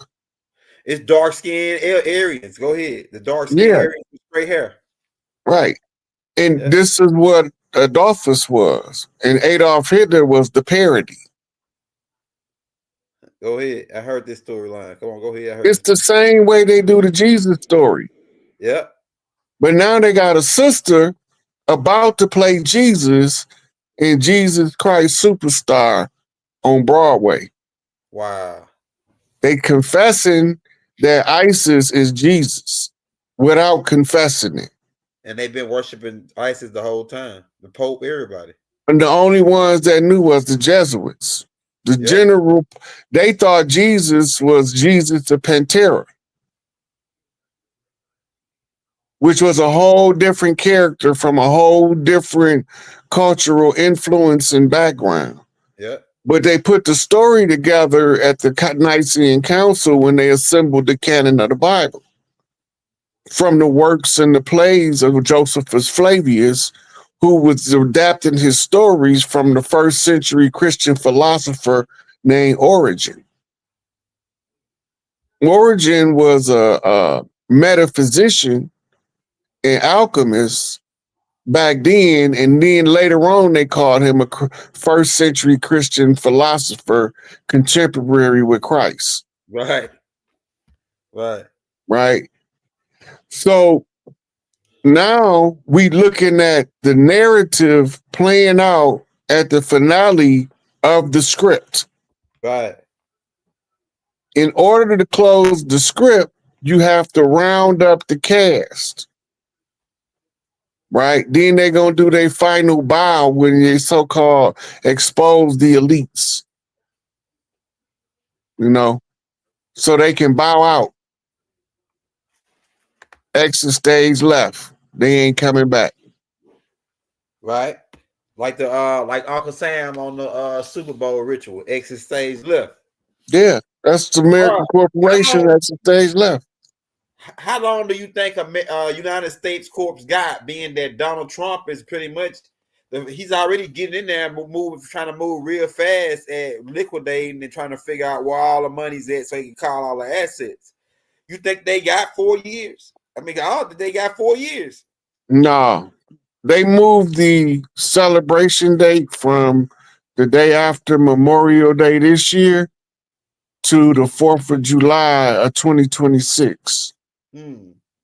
So they needed more time. So he gonna be at breakneck speed up until the end. Yeah, he working fast. He trying Yeah. to collect all the assets, trying to figure out where all the money's at. He going through the whole book. They going through That's what you do when you close the corporation. You got to take account of all assets. That's right. That's what I told him. That's what we told him. We've been told him this, that Trump was coming to liquidate. He finna call in all assets. Right. So people complaining right now about their tax. Trump holding people tax this year. If you got child tax credit, well, you know, you file kids on your income tax. They holding most of everybody to April and the end of March, and people, black people going crazy right now, saying, "Man, I'm supposed to have got my taxes back," and now Trump is calling to be hold for the trial. So it's a lot of stuff. Well, that we don't remember when they closed the IRS because they didn't make it mainstream news. They mentioned it on the back page somewhere. IRS ordered to shut down. Damn. Right. That was like 2021. Yeah, I think I seen it, and the lady that came out and said something about it, we ain't seen her since. Mm-hmm. The same with the corporation got to shut down too.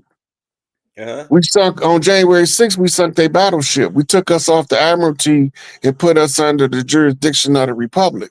That's what the January 6th big deal was about.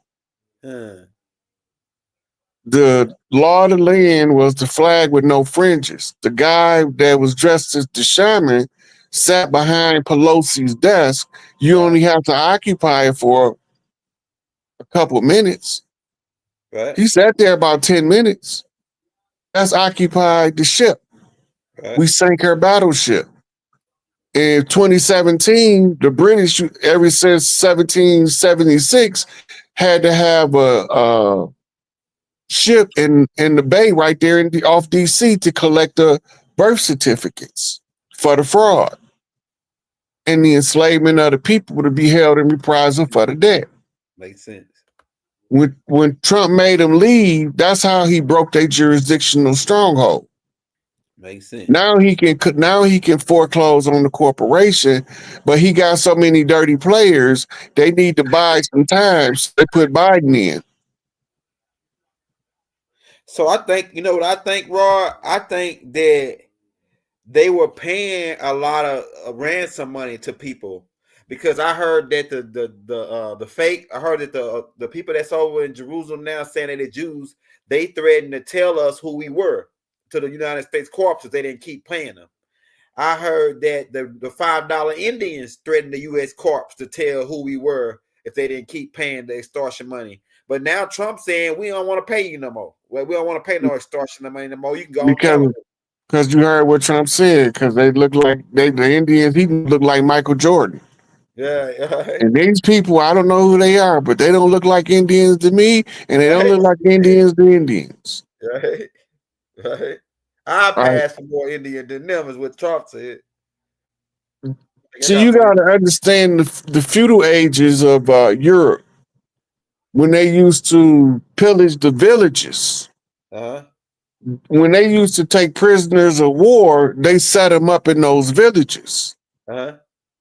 And this is where you get your Mongolians that came over as the slaves. When they show you the picture of the brother with the nappy hair and the dude with the straight hair, the dude with the straight hair was the runaway slave, not the dude with the nappy hair. He always been here.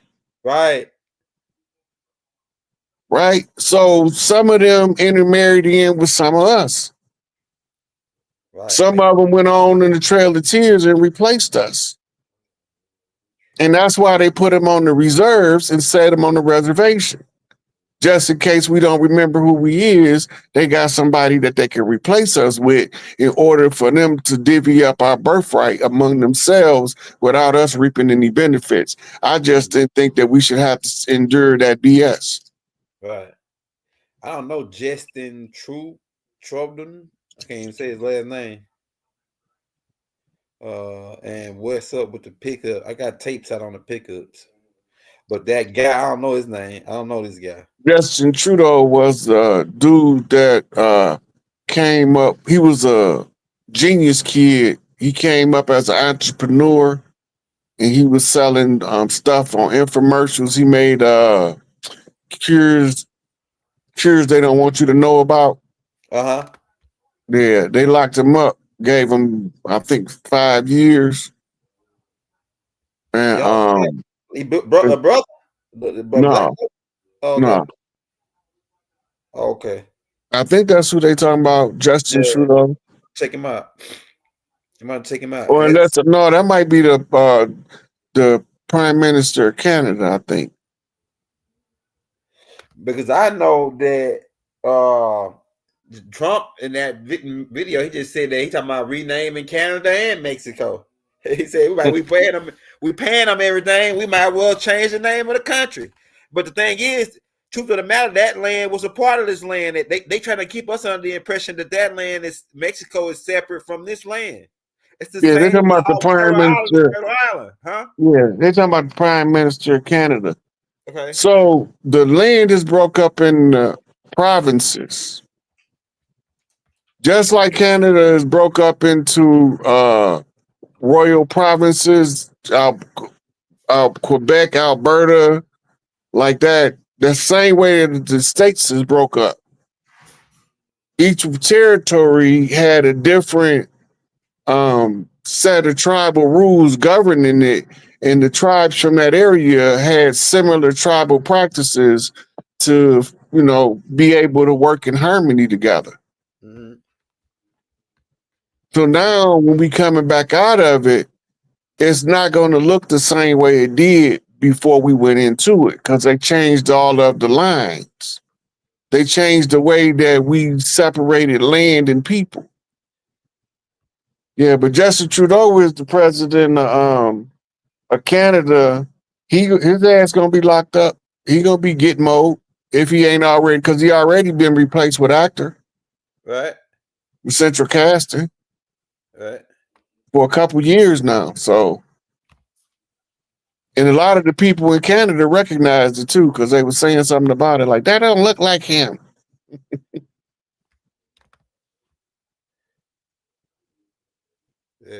Came Washington D.C. and created their own government. And all of their fans is in the George Washington Masonic Memorial display. Bumped them. Go look at the fans. They know whose they is. You can do the research on the fans. They're gonna tell you who fans it is. All of the fans is the George Washington Masonic Memorial. Those was the ones that challenged us to the Conjure Wars. I'm trying to figure out, did we give them that or did they come with it? Because it's like they want that these guys came over here. We already had the mounds. Well, we've been doing the craft longer than they have, but they don't know that. They thought we was just savage primitives when it came to the crafts. So then they tried to villainize the ones of us that practice and kill off the priestesses and call it the witch hunts. Yeah, voodoo and Salem witch projects. The Salem right. witch. And then now they hunting down the medicine men, trying to steal this knowledge so they can set up their pharmakia hospitals. Yeah, Dr. Savy, all etc. Yeah. Which they strategies have not changed. They repeatedly doing the same thing over and over. If you watch the pattern, it's eventually going to reveal who's behind the pattern. Right. When did the pattern start? What's the 1492. interrupt? Because soon as you interrupt the pattern, you break the paradigm. And this It's is a what lot we're of trying to do. This is what we're trying to do. We're trying to break the paradigm. And the more the paradigm break, the more Trump look like one of them cartoons. Running around trying to keep up. Damn sure right. It's a lot of lies just around in what Columbus, you know, that Christopher Columbus whole thing. Like we heard that he was a brother helped him sail. We heard that he was half a brother. Moor. Yeah, go ahead. Christopher Columbus was a Moor. And Pietro del Negro was the navigator. He was classified as a blackamoor. Yeah. That means he was blue-black. Right. Yeah. Dark nigga. Right. And Christopher Columbus was just classified as a Moor. He was a Spanish Moor. Uh-huh. So he was swarthy, but he wasn't dark. Yeah. Right. So we would call him today he was a high yellow nigga. Right. A lot about Barack Obama. Yeah, you know. Even high yellow than him. Now let me ask you this. They said that Columbus is the one that came to America and brought the corn over to Africa. Now, why is I'm seeing Africans thousands of years with corn before Christopher Columbus? They got to make an excuse for the corn to originate over here and be in ancient cultures. They was trying to cover all that up by giving a backstory of contributions to a thief. Yeah. Right? Yeah. We know that the Anunnaki was growing corn in Sumer because they got it painted on the walls. Right.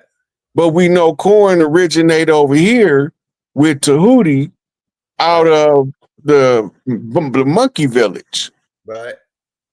Right? Botany, where he was growing the different vegetables. Right. To form the dietary base of the same food stock that the humans was made from, the carbon of corn.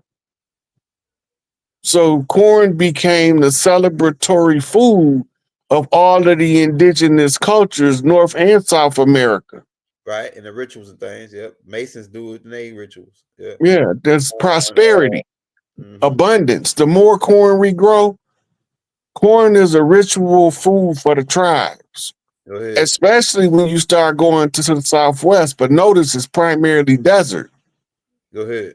They have to trade cactus for corn from the desert where the grass meet the desert at. Trading posts. And then they go back and use the stuff they got and mix the corn and make their dishes. That makes sense. You got stuff that grow in the desert, but it won't grow in regular soil. It's not conducive for its habitat. Right. But that doggone cactus is durable. That sucker grow in the wintertime. And you can drink a lot. You can get water out of cactus. Hey, so you thinking that it's a lot of foods that they saying that's bad for us now that we were eating thousands of years, and then all of a sudden now they saying that like I just to a lot of herbalists, they talk about corn is acidic, corn is bad, it's don't break down into your intestines. But then why did we design it?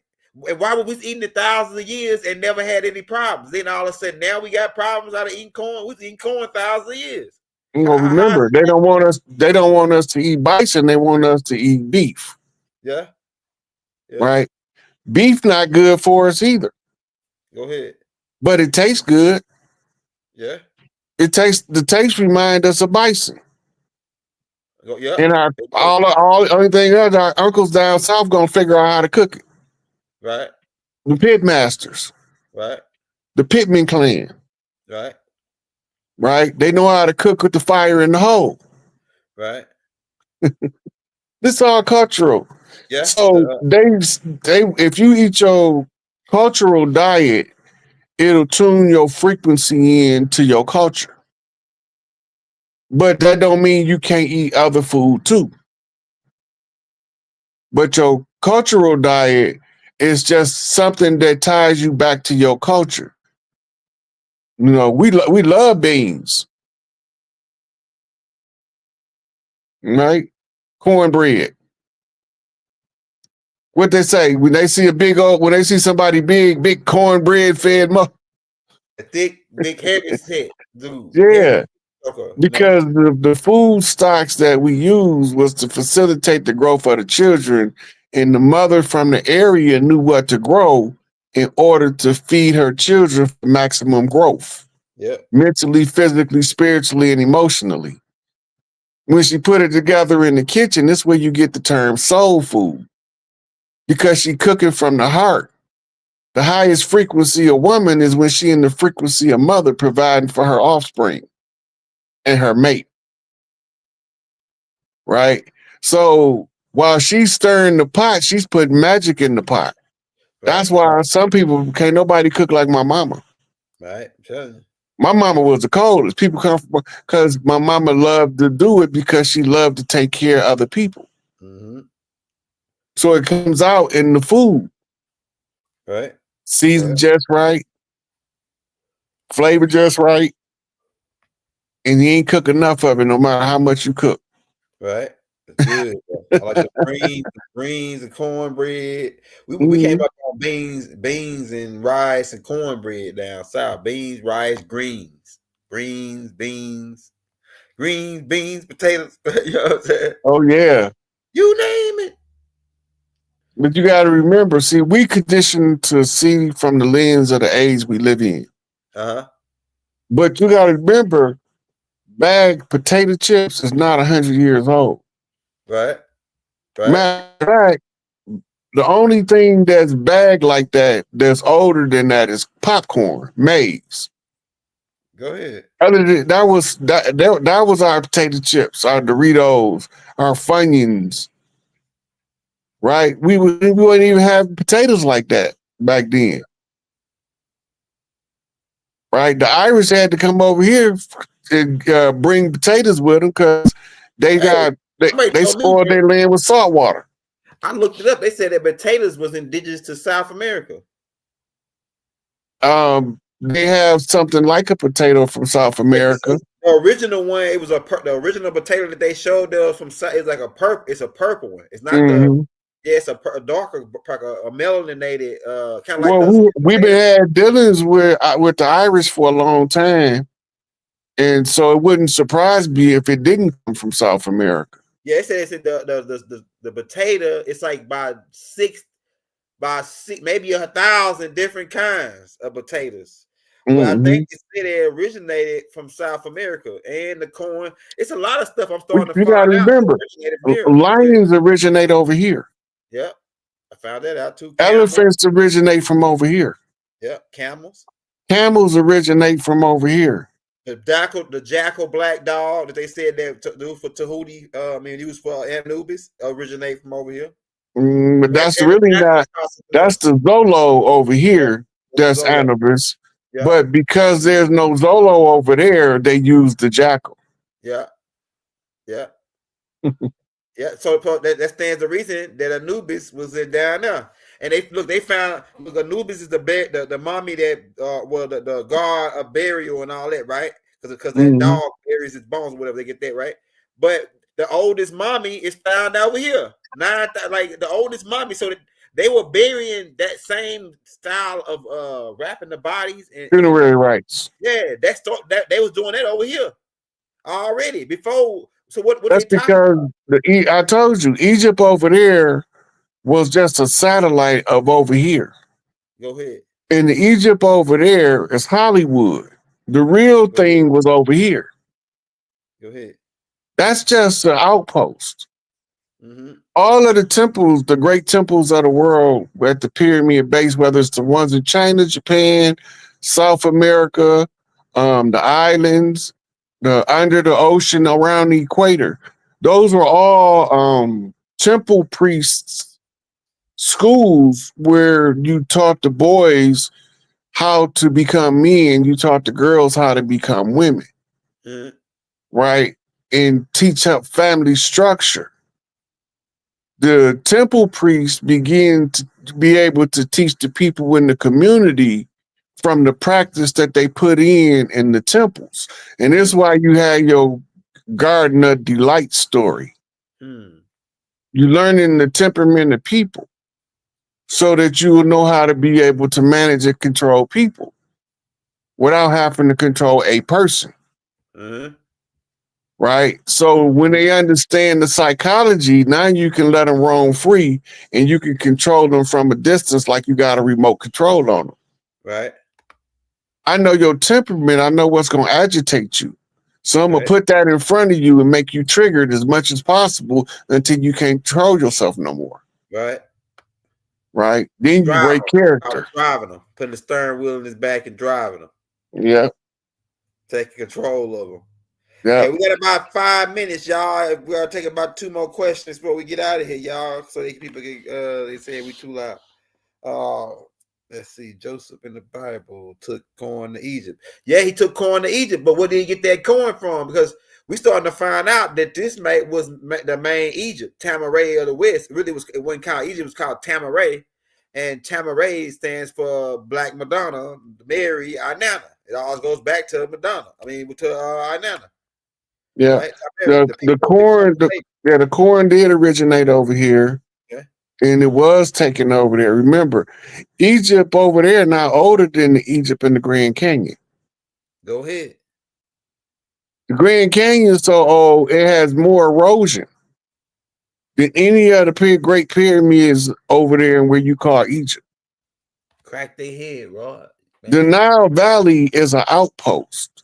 The Emerald Tablets told you that Tahuti rose up in this ship and flew east and settled in the land of the hairy barbarian, and he used his weapon to make them bow and cower before him. Right. Right? That wasn't no made-up story. That wasn't no children's bedtime story with all the metaphysics and quantum physics formulas throughout the book. Right. He's telling you something. Somebody sent him. He tell you in there who sent him, his father. Right. Inky. Yeah. Right. And he came over, he was over here in the city of the gods. The city of the gods was the city of the gods in Atlantis. That were the first places that he was building besides when he built those pyramids to balance out the earth. But I'm saying he was over here in the city of the gods doing most of the work and the teachers in the but you got to remember too, all of the pyramids had a gate, a Stargate, right, where you could walk in. The one in Arizona comes out was kept calibrated to automatically take you to Giza. Go ahead.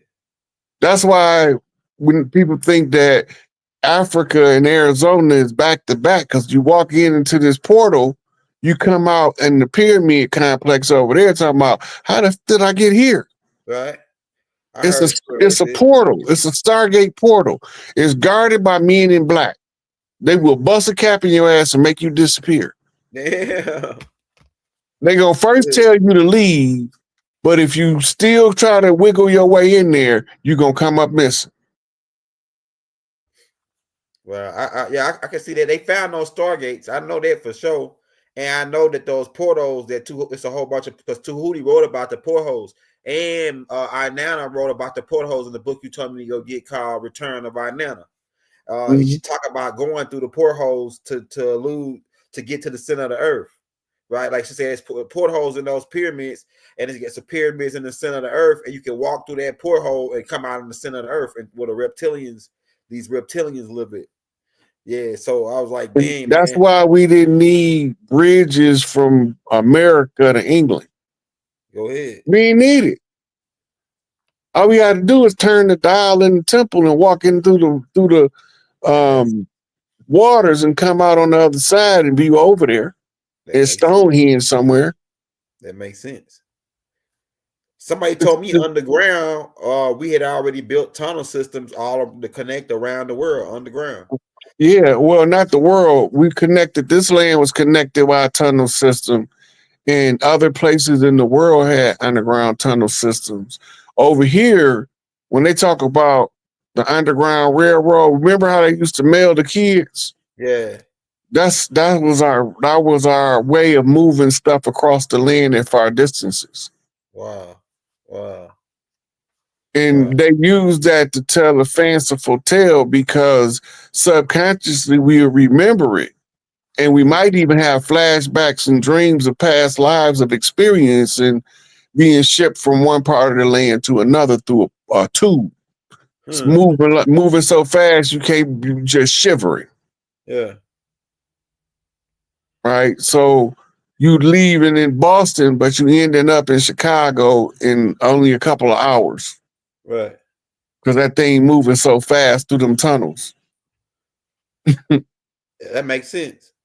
I'm gonna do more research on that. Hey, y'all, we about to get ready to get up out of here. Hey, y'all, we had about 5,000 people on tonight. We got about 2,000 on now, about maybe more.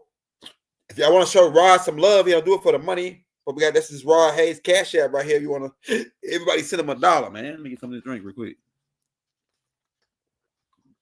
Everybody send him $1, man. Show him some love. And we're gonna have Rod back on when we get more research. Right now, I'm just building out these playlists, and we'll get Rod back on when we have more questions. If y'all want to bring him back on for a Q&A so we can stay updated. I'm about to be on hiatus for a minute, Elder. I gotta go do some TLC to myself. Okay.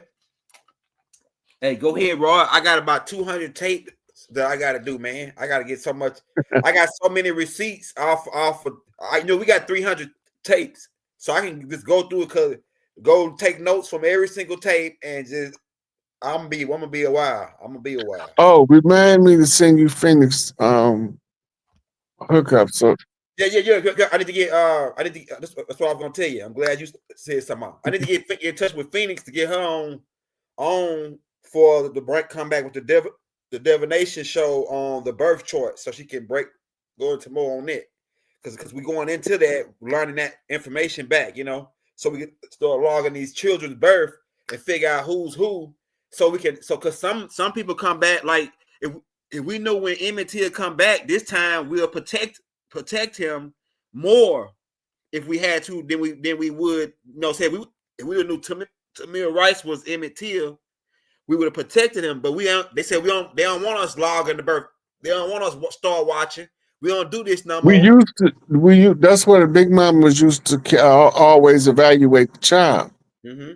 She check him for birth defects, for just an overall checkup. Mm-hmm. Check his head, his ears, his eye movements, just like the regular doctor do. But she's looking for something that tells her what ancestor this is, whether it's a birthmark, or whatever, a mole, a freckle, mm-hmm. Right? Something might tell her who this is.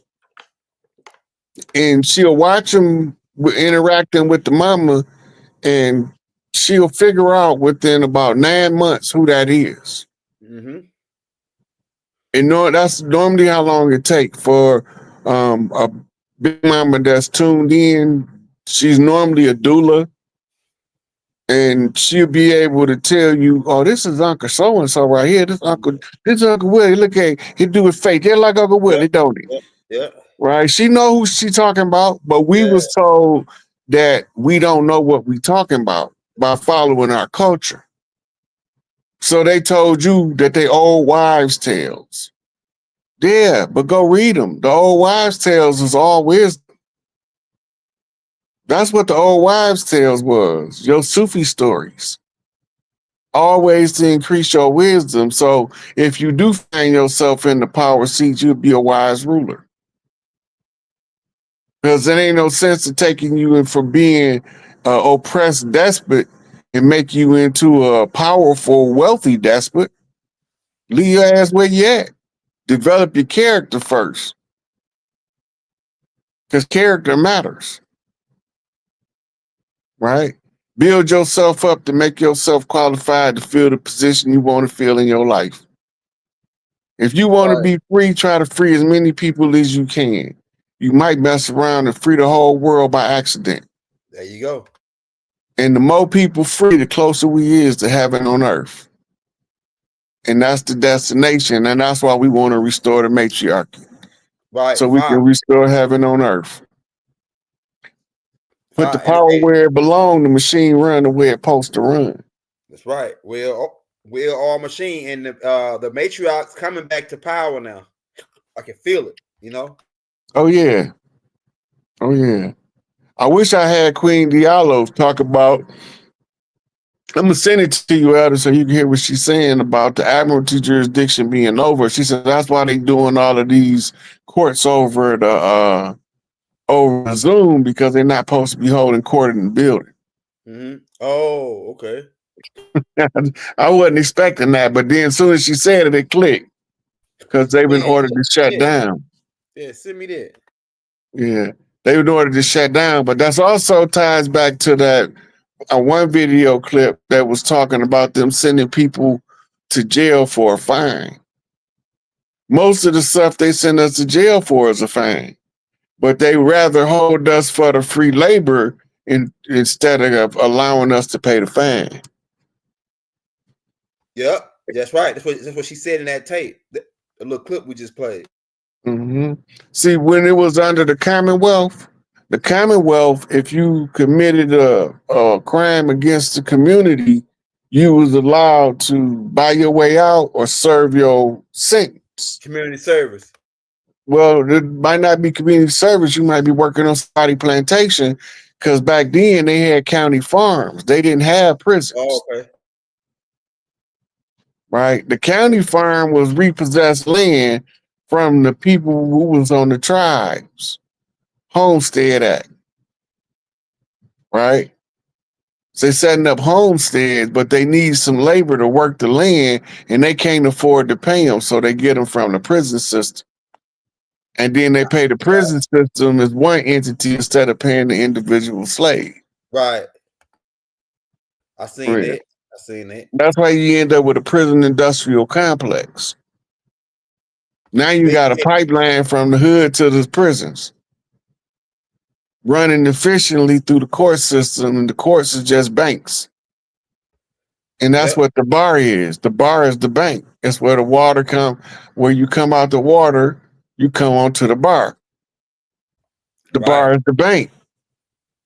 Right? The judge is supposed to be an unbiased fiduciary, but you don't know that you ain't now one of the plaintiff or the defendant. You just standing there as a piece of information that verifies that they talking about this straw man on your paperwork.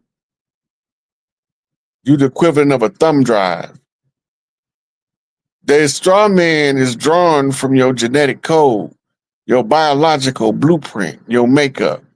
And it is this straw man that they created in your name that they can control. But when you break out of the straw man mentality and step into your sovereign thinking, that's when you take your power back.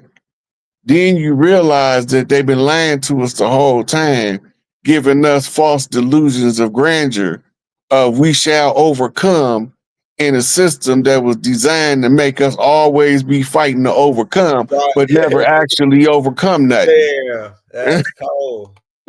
That's what Jesse said, keep hope alive. Hope is the past tense of help. Right. Right? So in order to keep hope alive, you got to keep begging for help. Damn. That's cold. That's a cold ideology there, man. Kill hope anywhere it stand at. You don't look for no help. That's a cold piece of work right there, boy. Jesse the whole time working for them people, when you ain't looking for no help, the truth will come. Because the truth don't need no support, but it to come to support you. That's why I say, Elijah say, know thyself. He say, a man know thyself, lest ye be free. Right. Right. So, and Sun Tzu say, know yourself and know your enemy, victory is assured. Right. So we all know that there's something about the knowledge of self that takes you to another level. So you study the self. What are you? Where you come from? How you get here? Is the story they telling you the true story? Do it match what you feel in your soul? Stop accepting shit that you don't got nothing to do with. participate in your own salvation. Malachi say the helping hand you're looking for is at the end of your own iron. Once we learn to become our own savior, we end up saving thousands of others in the accidental process. That's the incidental result of saving yourself. You save thousands. And then everybody you triggering to save theyself in turn is saving thousands. It won't be taking long before it's contagious, like the 100 monkey effect, affecting enough of us to know that this shit is over and this power base is about to switch back from the corporations to the people. That's why I say you gotta get you a family bank, but they're gonna be teaching family banking at the Small Business Administration when on the turnaround. We're gonna use what was working, but we're gonna use it to work the way we need it to, and not to control us, but to liberate us. Look, these tribes over here, we be minding our own business, but when we have to get involved, we gonna figure out how to win, one way or another. It's more than one way to shoot a gat. There's more than one way to skin a cat, right?